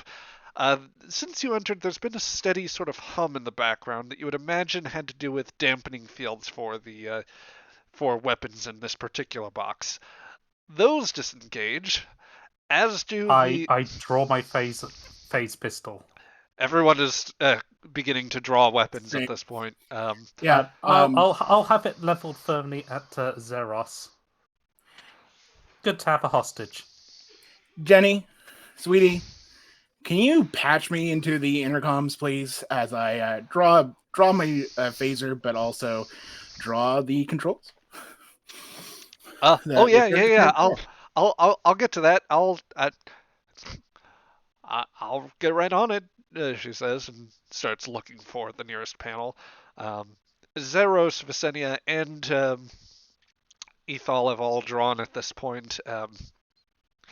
Ethal is actually drawn on Visenia, while Visenia has initially drawn on Zeros, but now is pointing at Ethal. Zeros has the weapon at the ready, angled at you, Darkstar. I'm also going to say, for our purposes, the arena, which is connected to the broader bar, the field systems or any locks there have also disengaged, so people may now move freely about. But Zeros, looking over to Shira, just says, "Oh, you won't be taking me hostage here. And indeed, you don't need to threaten a member of the Rigelian Defense Force, or it would be inadvisable to do so, particularly when I have a battle group's worth of support about to swarm the station, and enough people on board to make any point of exit most difficult. And believe me, they have their orders. They're not too sentimental." Oh, it gets better. This Well, is worse than I usually do. It looks over to Villainy. Well, it's one shot you can block for us, okay? So if you just stand here, and I'm not sure I entirely trust you, Mazarite. You're pointing the gun at Visenya. Why are you pointing the gun at Visenya? Sorry. I don't know how you all factor into this, but I am leaving, and I'm leaving with my information. And if you aren't giving me, you haven't given me the info yet, I'm just going to, I'm going to ask for that data storage device and be on my way. Do you have a problem with that? I mean, you can try, but you don't look like the party around here. I imagine you probably get maybe 10. Looks over to her wife. Maybe eight steps, do you think? Maybe. But then I could just give him this. She says, pulling from her collar what appears to be a small cube-like device of a translucent yellowish color. Of course, I could always have a little bit of fun, she says, sitting it on the table and then smacking it with the butt of her pistol, cracking it into dozens of pieces.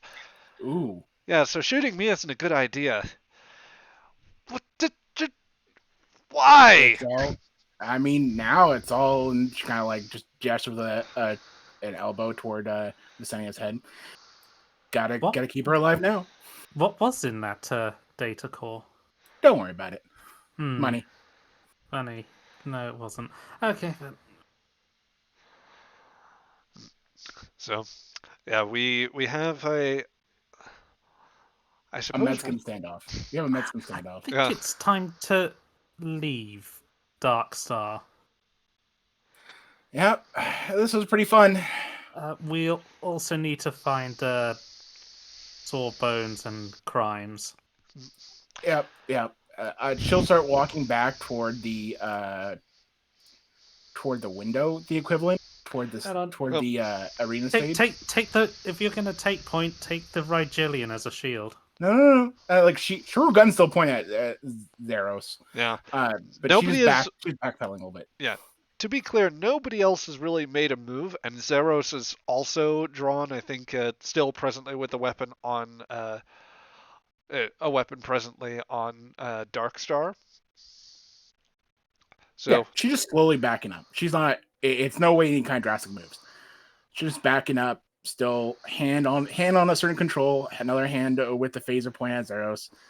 I look over my shoulder into the direction of the arena. Do I see the weird alien guy? yes, you do, and that would actually be a question. Deshawn, the fields that were keeping you previously from leaving the arena seem to have gone down. The medical technicians who had finished up the work have all ran away. They're just scampering about. And you have basically your I believe that swords were to your preference, so you do have a sword on you. They let me keep that? Foolish.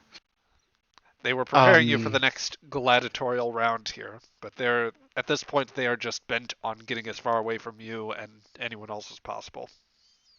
It's very fair.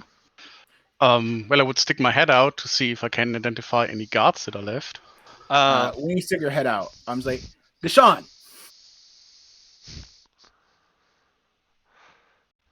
Does he look up in my direction? I suppose so. Just a It's smile. like he yelled something that you clearly do not understand. Yeah. Just a nod and a smile. Yeah, you, leave, job, like gesturing in like direction of like, come on, head gesture, and then smile. Freedom, job, leave. Your words mean nothing to me, unfortunately. What do I roll for like an intention checks? Like inside security? Command? Insight Can- and I think command are most apt. Can I give like a presence and command? Oh, that's a 2. Oh, I That do is not actually that too is being rolled by Dagnar, who before have. anyone. God damn it! Wow, good stuff. Good times. You know what? I'm keeping that. Yeah. Okay, Hit me. Deshawn, the one of the many strange aliens in this place, one that you've never met before, is gesturing you at some direction, and When they come hither, with like, yeah. come on. Well, the gesture kind of directs your attention to the Noskin man who has just come up behind one of the Rigelian agents and placed a sword right through them. I am Dagnar, and I am going to put a knife into all who oppose me. Oh, he's having fun. God Oh damn right, it, I Dagnar. remember his name now. And now you are in combat. So, or rather, this whole bar descends into combat. Is there a back way out of here?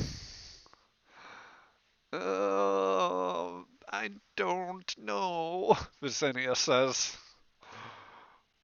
But Just can't start laughing again. just once could you not laugh at my misfortune? Oh, I'm laughing at everyone's misfortune, my own included. So let's see, just to get a sense of what's going on outside. The first, there is a broad squad-based brawl out there, which because they are going off on squad rules. Let's see, they take. There's 6 of the Rigelians still standing, so yeah, they are going to just start firing their hand weapons out into the crowd. Let's see. They get a bonus of 2 for this. And that is absolute shit. I also don't think that's the correct number of dice. There we go. That's a bit better. So we'll say they've started shooting the Nausicaans in the crowd first and foremost, or trying to hit them first. So there's about 4 of them. That's 3 stress for each, total 12. So with the 7 damage that they roll there, that's going to be. I think that so as a cavalcade of disruptors and particle weapons begin firing across the bar, the Rigelians are going to be making the first initial impact. 2 of the Nausicaans who are not Dagnar are going to be down for the count, or at least they're going to take some serious injuries.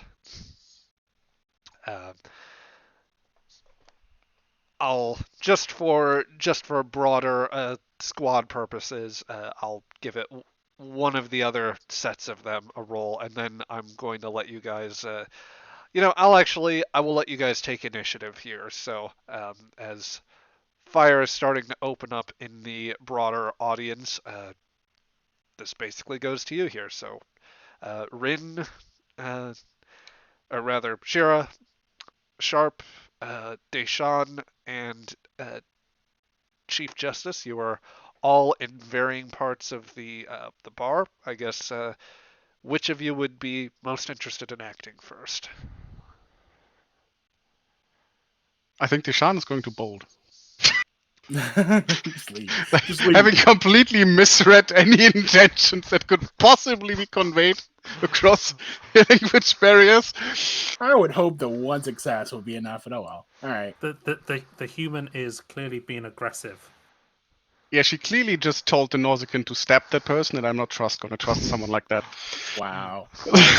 Okay, just for perspective here, because let's see. I just need to move around tokens. Deshawn is presently in the other map, along with, let's see, oh, just moving tokens around here, rather making people visible, along with Dagnar, Danny, and Dylan Crimes. The the latter two who are presently trying to stay as much out of this as they can. So here's for everyone else to see. Yeah, but Deshawn, you are coming out, and you find yourself right behind a some sort of alien who is firing out with some sort of energy weapon into the crowd of just all manner of different aliens who have come to watch you fight. Is he just random alien, or is he like part of the staff? Crew? She doesn't look like one of the regulars that you've seen. Then I have no qualms with her. I mean, how much do I know of the station? Like, I have been let through here at least once. You know So I'll that probably try to find my way to the hangar. you have a vague sense of direction. But yes, you know very broadly most of these people would likely, well, I'll say that that one's diverted enough to not pay attention here. So I'll give you the, you can bypass that particular fight if you wish. But yeah, generally you know that there's a big set of doors that exits this area. Geez, trying to think here. Yeah, large set of doors that would allow you to leave the area are basically kind of near the back of the station. There are a few people that would be in your way. I would just try to get out before I engage anyone. Okay. Just trying to use the chaos to my advantage, keeping a low profile. Okay. Let me ask you then for a, let's call this fitness and security with a difficulty of 2.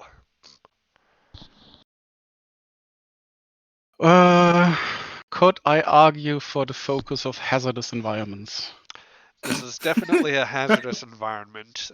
On the note of those hazards, I am going to spend a point of threat to increase your complication range by 1. Could you not? No. Can I spend the momentum? Go for it. Just to get out of here. Somehow. But it's better. Okay, yeah, that will allow you to earn back that point of momentum, so no need to drop anything, and you will be able to bypass the initial wave of combat here. I think technically from where the entrance is, you would actually find yourself very close to 2 aliens that are, well, at least one of whom is taking cover. That's actually a question. Drone, would you have Dylan also trying to take cover as with Danny, or would you be trying to get back out into the broader field or try to get to the captain? I think he'd be. Well, I mean, he wouldn't just leave the doctor like chilling there unless the doctor like nodded and said he's good. But he would probably run back to the captain. Okay, well, tell you what, I'll let you have sort of initiative here as you are as Danny has or Dr. Lambeth has let you know that he's pretty okay, or like he plans on keeping his head down. You start making your way towards the area where you last saw the captain when you see this fairly burly, kind of deep orange colored,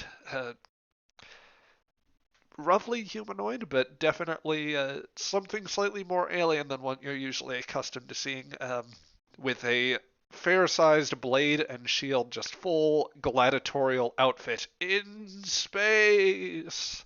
But you see them approaching you, making a very fast pace in your direction. In my direction?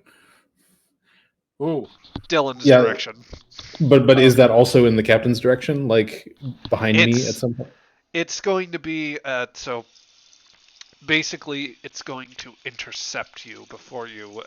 He will cross paths. If you'd moved away from, if you'd had a chance to move sooner, then you might not have seen him. But you do know that Danny will at least be along this route. So, But does he look like he's barreling towards me, or is he barreling towards something behind me and like I'm just in the way? um, it's very difficult to tell exactly. He is barreling in your general direction. That is the one thing that I could say. With swords in hand. Oh boy. Chief Justice turns around and makes a run for it, I guess. Okay. So I think he probably recognizes this guy from the arena because he was there. Yep. But he looks very unhappy and he's charging towards me. So old Chief Justice's Pa always told him, ain't no crime running away when you're outmatched. Okay. So, um, let's see. Do you aim then to run back back towards where Danny is, or would you prefer to try to just gun it that much faster and try to get around and go for the captain? I think he'd actually probably, just in the sense of not leaving Danny alone, and also I think like he would want to try to protect as much of the crew as possible. Like he would grab Danny by like the collar and pull him along. All right. Doc, we gotta go. All right. Just loosen up. Yep. So, Deshawn, the two humanoids will try to make their way, I guess, past you then, not bothering to engage with you. So, I guess no risk there. But while that is going on, let's see how this other broader fight is going. So, quick roll for the Noskins. See, they've lost 2 people, so they are down to rolling 3 here. Oh dear, and they do not succeed enough. Actually, they don't succeed enough, so they're just spraying disruptors kind of all over the place, hitting like bottles in the bar area where the Orion and the 2 barkeeps are basically ducked down to take cover. But yes, no real. I have to keep them from that position. Hide the actual drink vendor tokens that they have. We'll just say those are the bottles that are exploding. Yes, exactly. So yeah, a general like cavalcade of disruptors, particle rifles, and whatnot are going off, and the turn goes back to you. So, who would like to act next? Shira, would you like to go next? Would you like me to go next? I'm not sure. I could just shoot Zeros. Yeah, or you could just. Yeah, Shira has the gun point. You could do that. Yeah. Free up one complication in this room anyway. Well, are you going for the melee, or are you attempting an attack with your let's go aftermarket melee disruptor? because I've got the gun drawn, but melee sounds fun.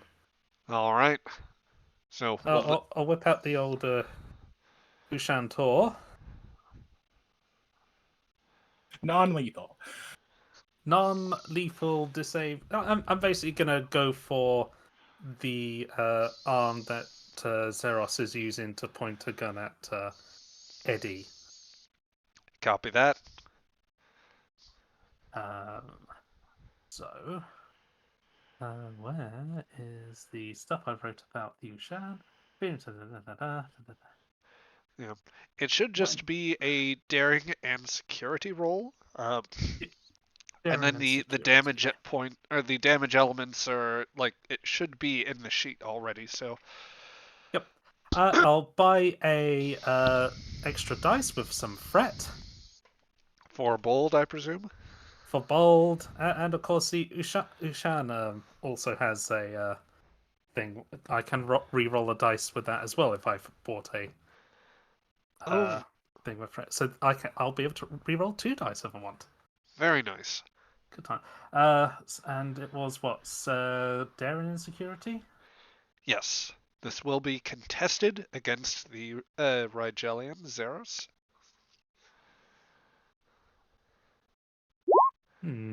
Nicely done. Well, as a Rigelian Jelna, she has special access to the talents of Exosex, which the character possesses a Z chromosome that strengthens their physical and survival instincts and abilities. Whenever attempting a task using fitness or daring, roll 1 additional d20 and gain 1 additional bonus momentum. Here, Holy read as shit. threat Nice. on such That's cool. tasks. Yep. Jellians are no joke. So, oh, she's gonna match you on that. However, as the attacker, you still gain the the ruling is that it goes to the attacker or the one taking initiative here. So you may still roll damage with the Ushan. You just don't gain any threat from, or you don't gain any momentum from this roll. Yeah. It's a lot of zeros there. How much momentum? Oh, we've got tons of momentum. I'll switch. I'll re-roll some of those zeros. Okay. So that is presently 3 damage. Well, that is 3 points of damage, with one of those being an effect, which means that the vicious one effect of the Ushan Tor comes into place. So that was 4 at the start. You've now, with the reroll, you've gained. That is 2, 4, 5. Then that 5th one is another effect. So that is technically 6 points with the vicious one effect. 6 to, yeah, that's going to be that is going to be 8 points of damage, which is definitely enough for an injury.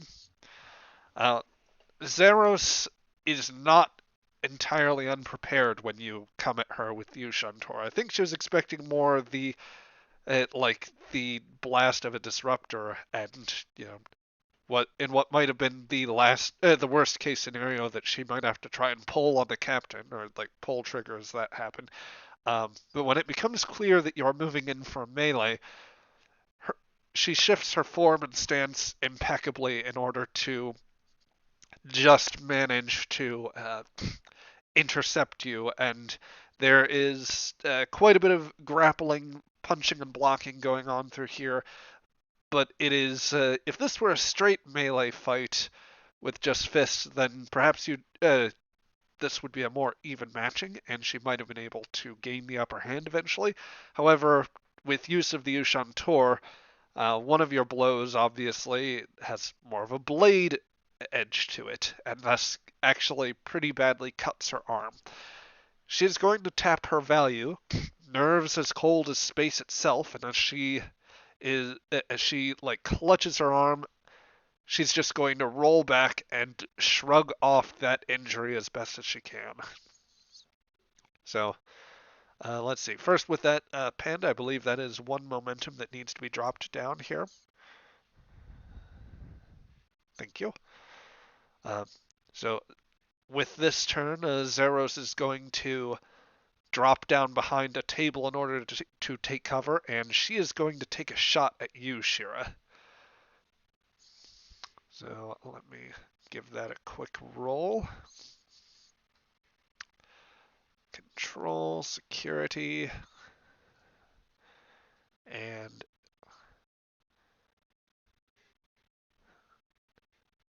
let's see. Yeah, she's going to take her shot. 3 successes, so that will be 1 more than she needs, and that'll be 1 point of momentum. She levels and goes for a shot rough center of mass. How much that actually does. Let's see whether she's able to steady her aim with that arm. That is 2, 3, 4. Then the vicious one and debilitating effects come into play. So that is 5 damage. That is enough for an injury. It is considered non-lethal still. But yes, Shira, you do take 1 injury, so in order to stay up, you will either need to buy it off with, or by use of your value, or with 2 momentum to ignore that. Actually, I think it's 3 momentum with. Nope, No, it's let 2 me. momentum. Right, It's it's 2 2 momentum. momentum. Let me double check debilitating because I know that that effect comes into play somehow. Let's see here. Damage effects. Apologies, I just need to double check what this does here. Okay, debilitating.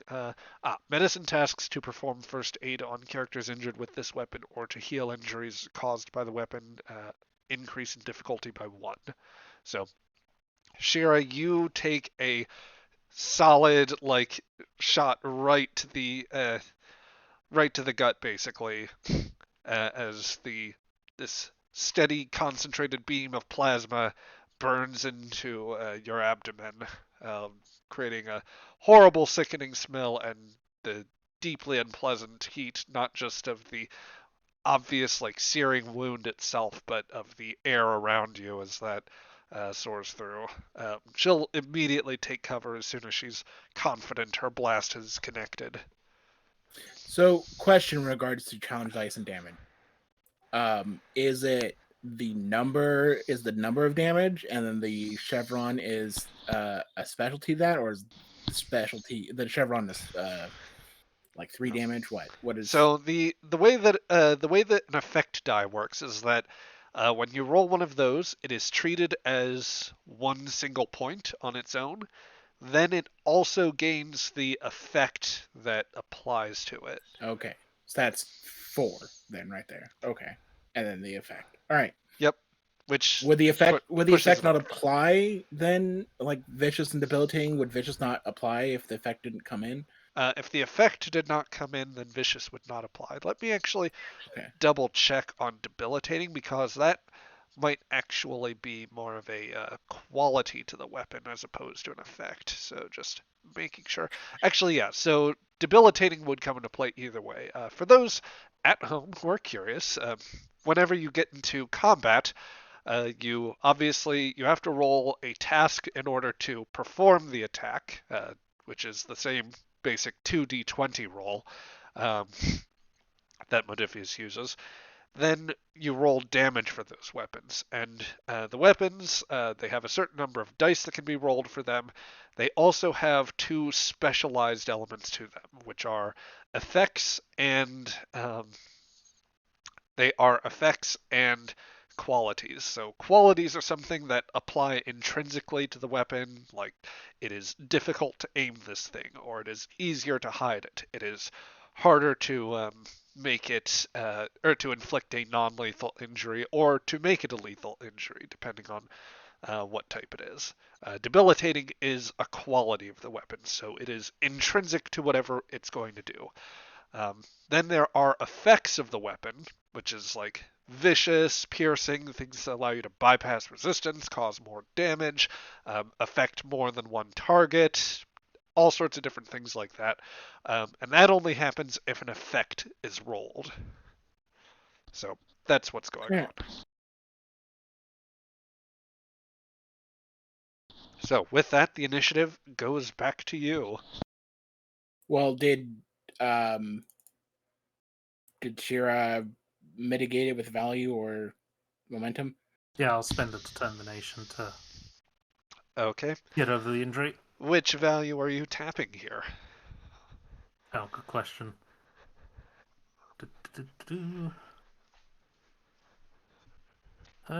Probably Proud Daughter of Andoria, because I don't think an Andorian should be taken down by a bloody Rigelian. Perfectly fair, perfectly fair.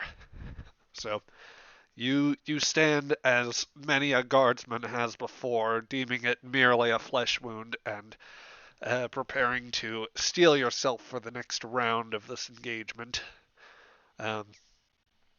And with that, so yeah, that'll be 2 momentum from your pool there, Panda.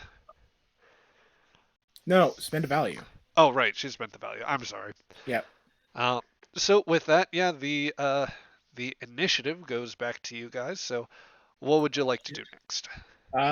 I will move up over here to my wife. And when I notice the shot from Zeros, I just frown and shoot back at Zeros with my phaser. I believe that you actually have the disruptors that you had in the box left by Yeah, well, Sora. I have a disruptor and a phaser. Oh, you smuggled I on a brought phase pistol. Gotcha. Yeah. Okay, I'll allow for that. Yeah, my torn apart phaser. Yep.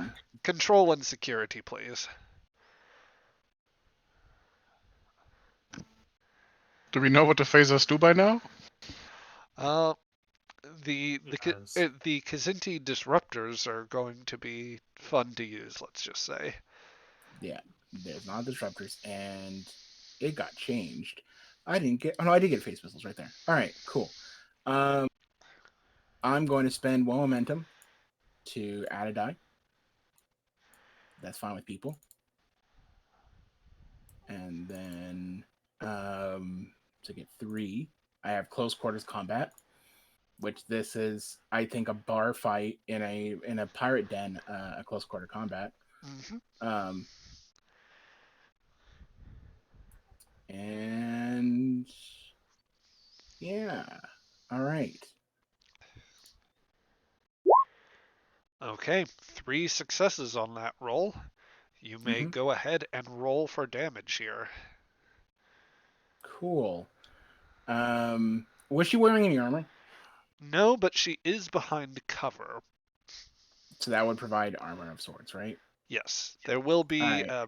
Basically, the way this will work is that she's going to get to roll a couple of challenge dice of her own in order to resist this. Then I'm going to spend 1 momentum for penetration.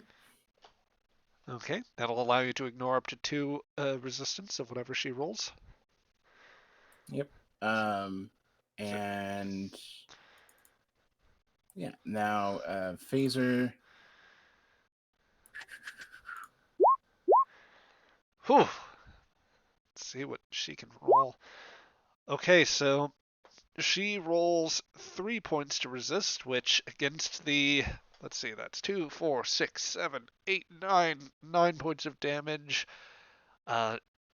She's going to, well, she would have resisted 3 of those, which would not have been enough to shield her from an injury, but with the momentum spend from earlier, you managed to prevent her from ignoring all but 1 of those points of damage, so 8 points. Yep, and I was trying to stun her with it. Yep. If I could. You do. Cool. She's taken a second injury, and that is enough to knock her out. So the spoiled whatever is your ship, right? Shall I make her exit? Oh, She looks to Vicinu. Do please. I don't suppose, well, either of you want to come along? She says. The Orion stands up and is like, Ethal just looks very confused, his weapon drawn still on Vicinia. Yep. I'll just go. Go ahead. Sorry. If you, so long as you're still giving me information that's accurate, I can go for this. You do have a copy on your ship, don't you? I just with the flat end of my phase pistol, I'll just turn Visania's head and give her a kiss before making lead. Going ahead. And can I spend 2? Actually, I feel like we should keep the 2 momentum. So that in my turn. All right. So let's turn to the broader fray out in the bar. where, let's see, first we'll relocate some of these tokens here. Let's see, one of the Nausicaans that you were aiming to pass by is, that are at the point of exit basically, has already been cut down in the slew of fire.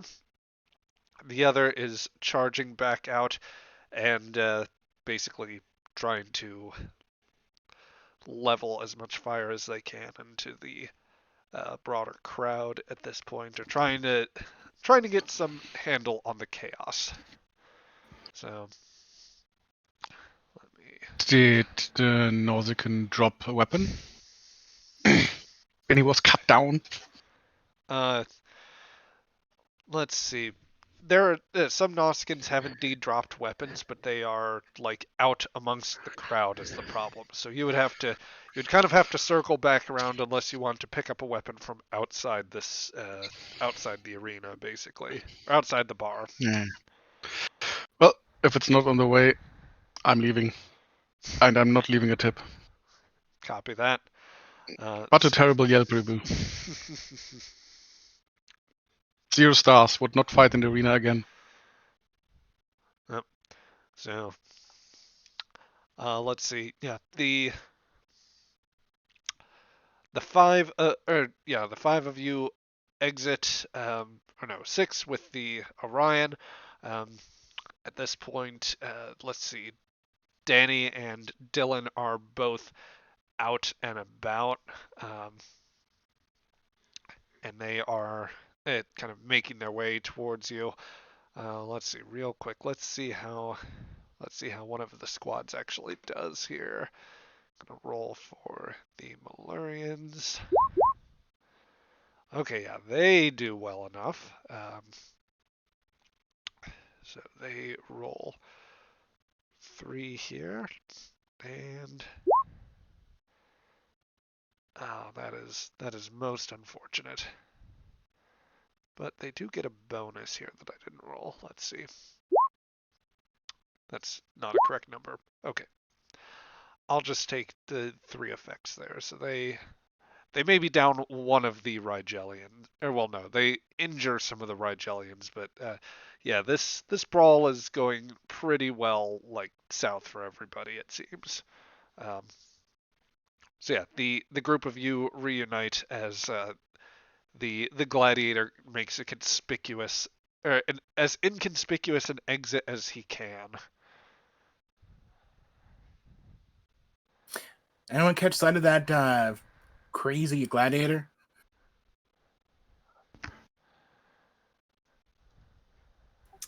He went barreling off that way, Captain. Damn. Just hoping for another good, strong hand. All right.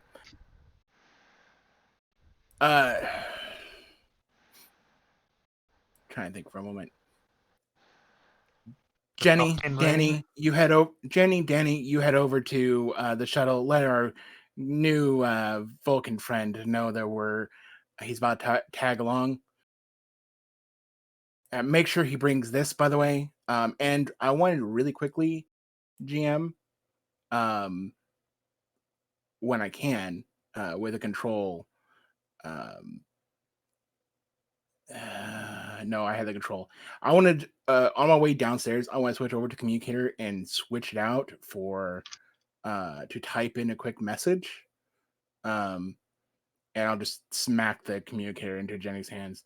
Make sure you get that fixed. Oh yeah, sure.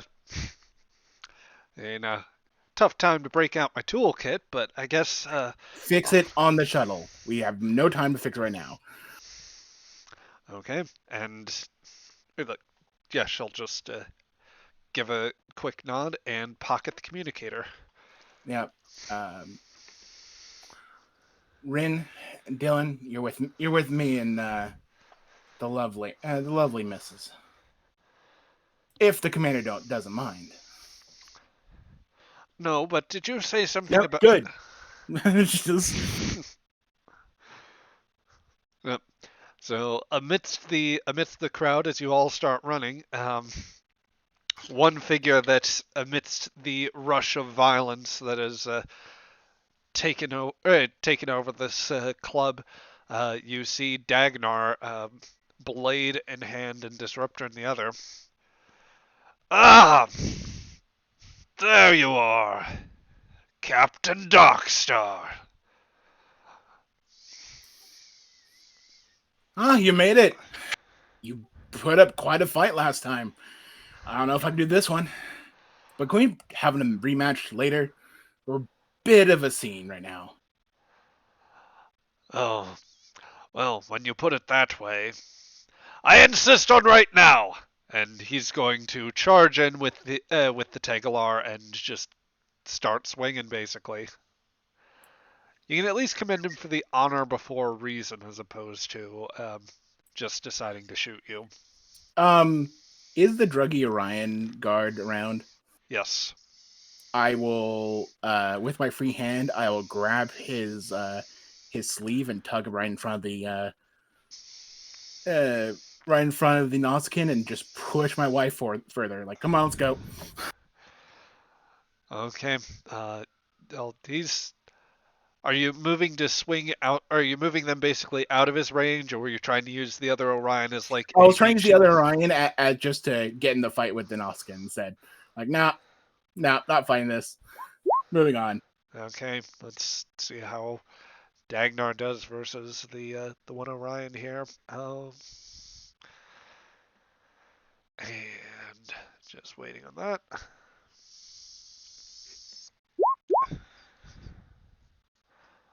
Yeah, Dagnar is going to take that roll for and give me a couple of threat in the process with 3 successes to the Orion's 1.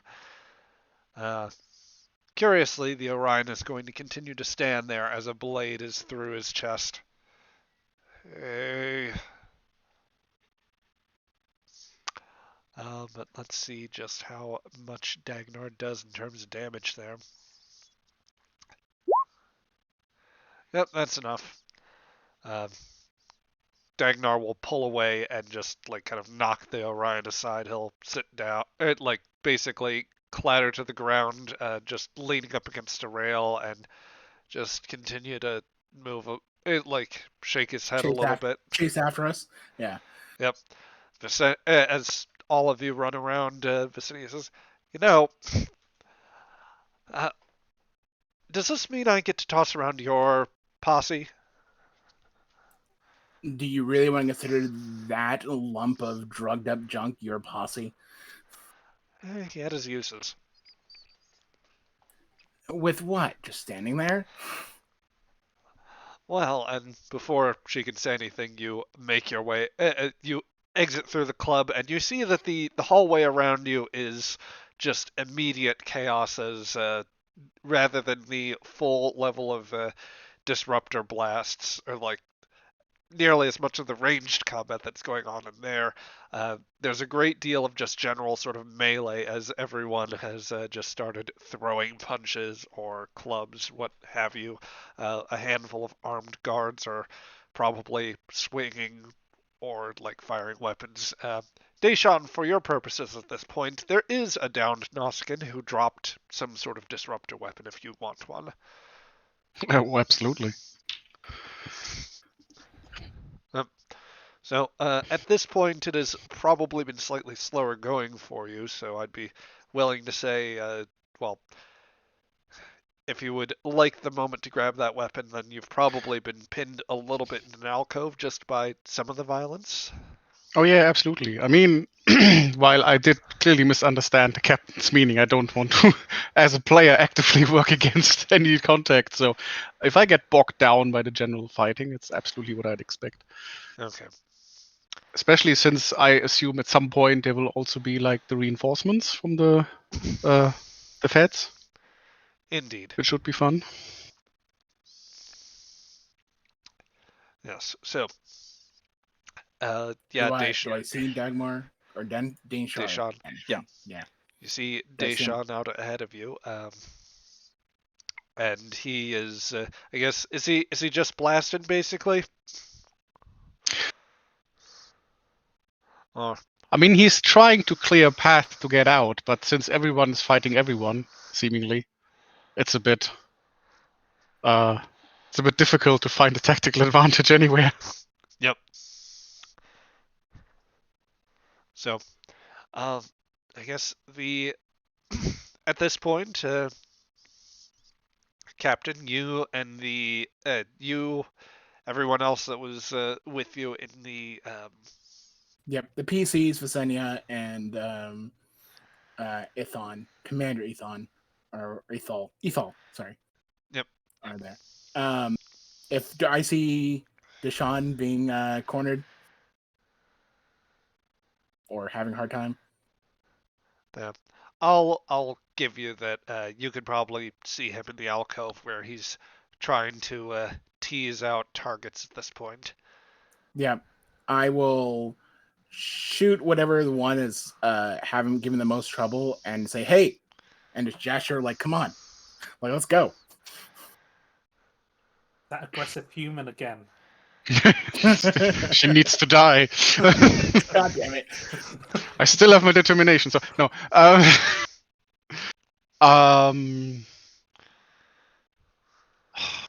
How suspicious is he at this point? I guess it's like, I don't know how good you are at reading faces at a distance through combat, but it's like, what the hell? Couldn't get any worse. Yeah. it's like fine. It's like making his way carefully over because there's still shots fired everywhere. Indeed. Hey Visenya, your wife is collecting puppies again. Oh, More puppies. so long as you can take care of him, and I guess if you don't mind me taking this one, then I'll count it as a replacement. Nope, for dibs. What's that phrase you used to say? Oh yeah, this is bullshit. You really have to explain to me what a bull is at some point. Certainly can, but right after we stop being chased by a Noskin, just like tugs her further. Yep. So, the steadily advancing, the group of you make your way down. As a matter of fact, give me just a general. Let's call this. I'll ask you guys for daring and security, and I'm going to set this as, rather than a contested sort of thing, I'm just going to give you a more general sort of difficulty.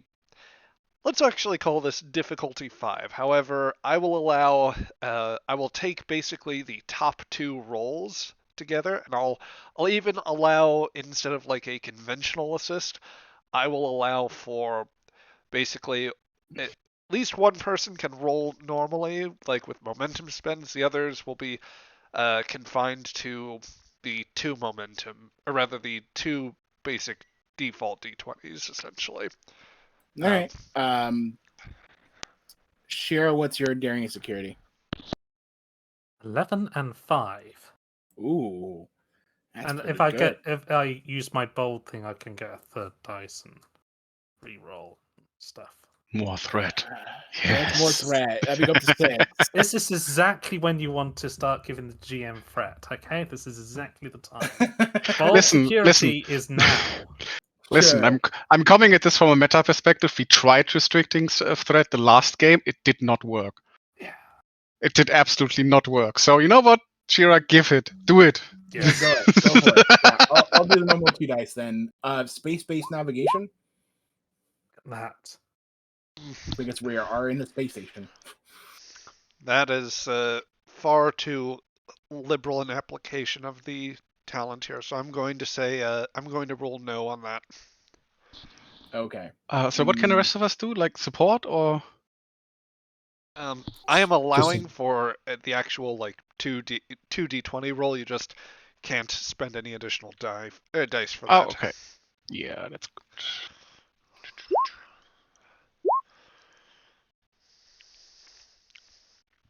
Okay, so Shira will roll 4 successes. All right. Well, thankfully I saw my value there. I will. I don't start fights. I finish them because I'm getting the fuck out of here. Nope.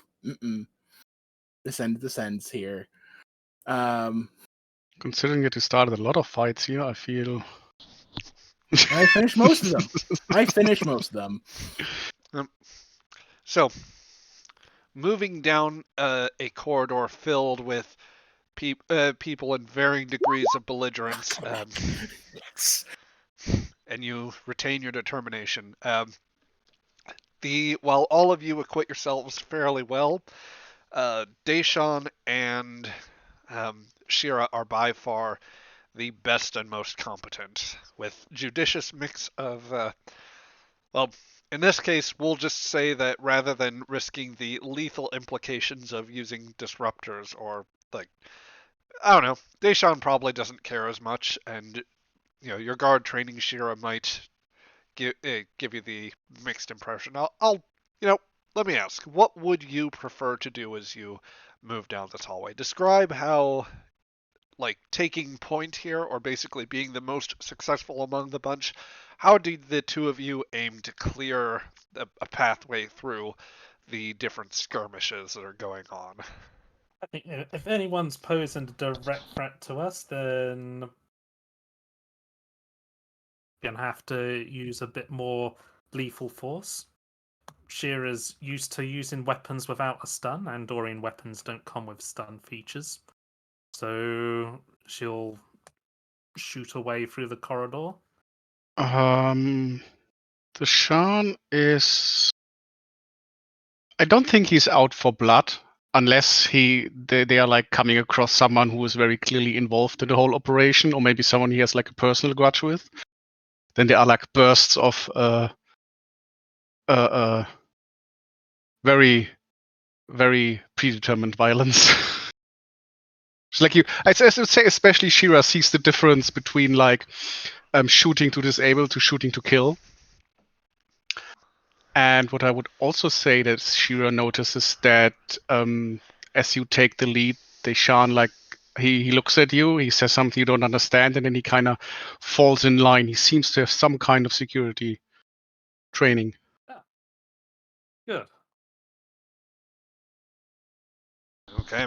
I'll indicate you cover the left side of the corridor, I'll cover right side of corridor. Yeah. I would. She probably gives that basic sort of bare bones, like, hand guide, and then starts her end of the work, which I think is probably the least ambiguous thing since somebody decided to swing something at you. And unlike the other moves, this one's actually at least they're working with you as opposed to against you. Yay. So, yes, these two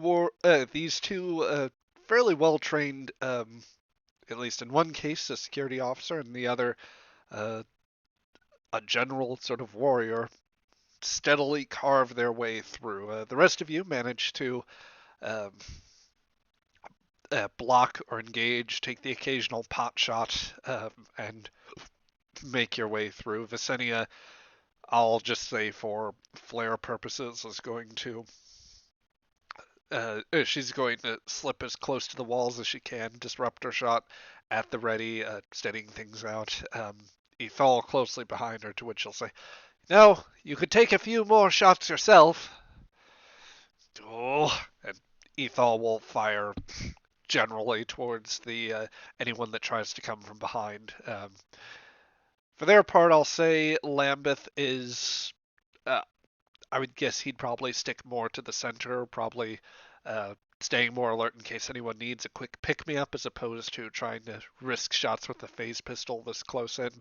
While Romanov rolls around and basically redirects any incoming punches and uses applications of her background in Vulcan martial arts in order to non-lethally incapacitate as many people as possible. Through the mix of melee and weapons or other weapons fire, you manage to get within sight of the main docks, where the fighting is still going on, but you have a relatively clear way to the relatively clear way to the main port. Visenia says, well, I don't suppose you're attached to whatever ship you came in on? I like to keep it a little bit, and there's one more crew member. Wrench, Danny, good. Take that one. We'll meet up with you. The rest of us will stick around with the lovely wife here. You sure you don't want your not that I don't mind the extra bit of muscle, but you sure you don't want the Andorian to go with them too? Looks over to sounds like Rin. she's wanting some alone time with you, Captain. Oh, she needs to ask. She says just like with a flirty smile. All right, go ahead. All right. Well, I'm sure you can trust your wife. You've never met my wife. What do you have now? She's like, oh, yeah, right. As this is going on, Deshawn, give me one insight and security roll, please. Difficulty 3.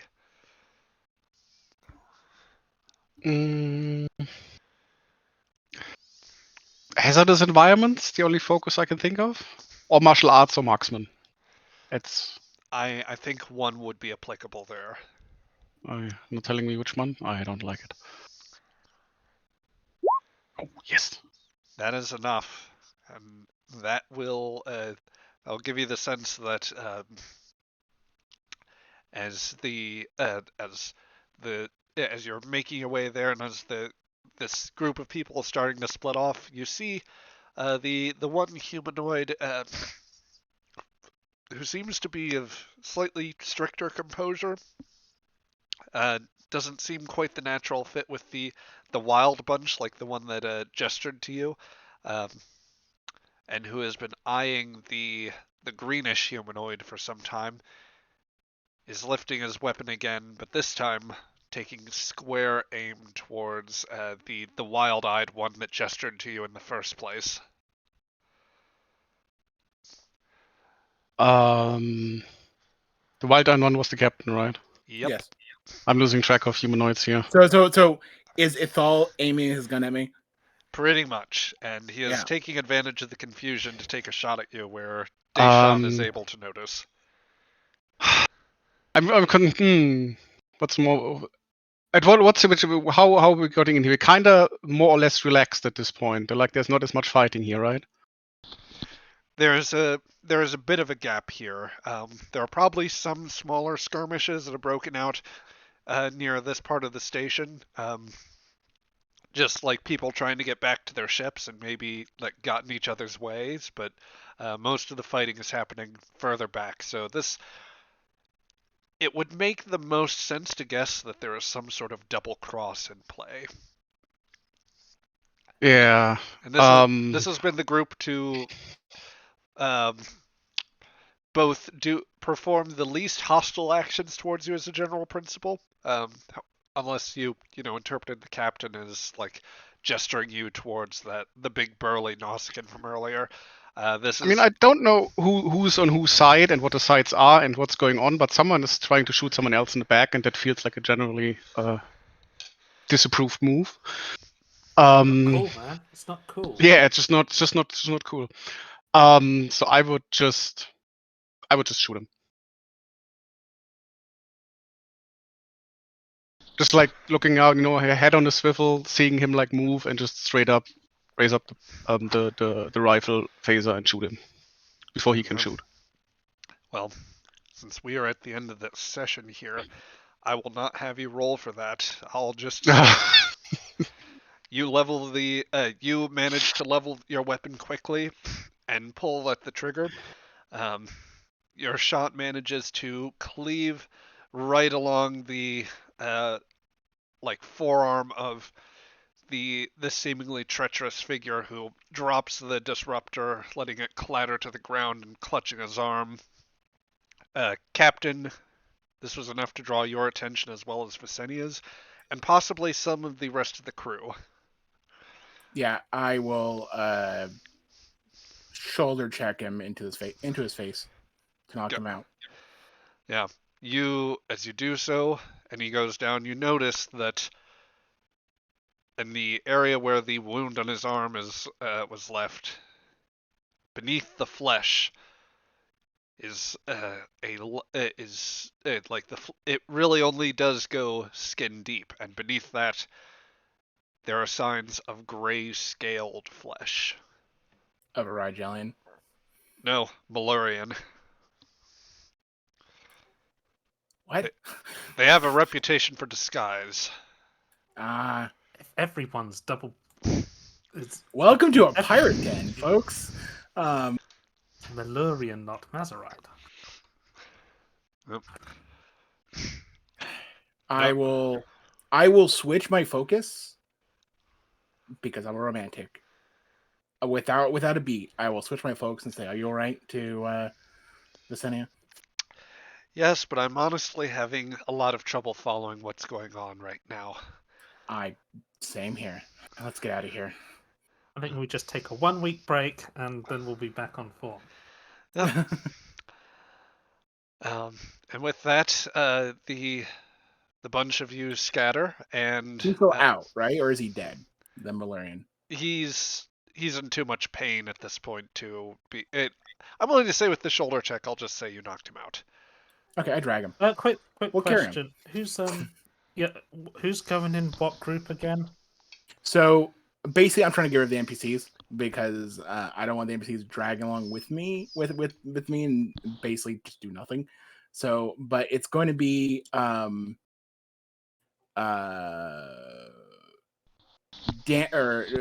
Chief Crimes with me, and then Shira and the two NPC Danny Crimes and Deshaun with me, and then Shira and the rest of the currently NPC PCs are going to go with you to Sorrel's ship.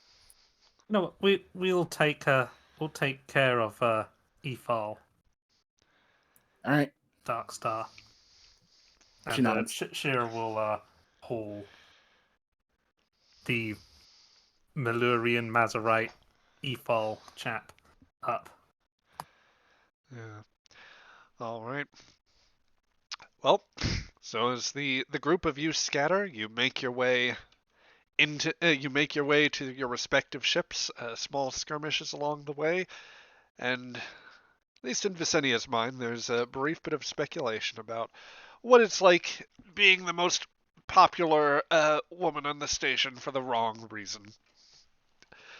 But more of those thoughts will come next week with the last part of the Scum and Villainy episode. Yay! But for now, this is where we have to leave off. So, yeah, I will go ahead and get things closed out here for the recording. So, thank you all for joining us, and I hope that you had you enjoyed the session. We'll get this wrapped up for next time, and we'll look forward to see you then. Until then, have a good rest of your day.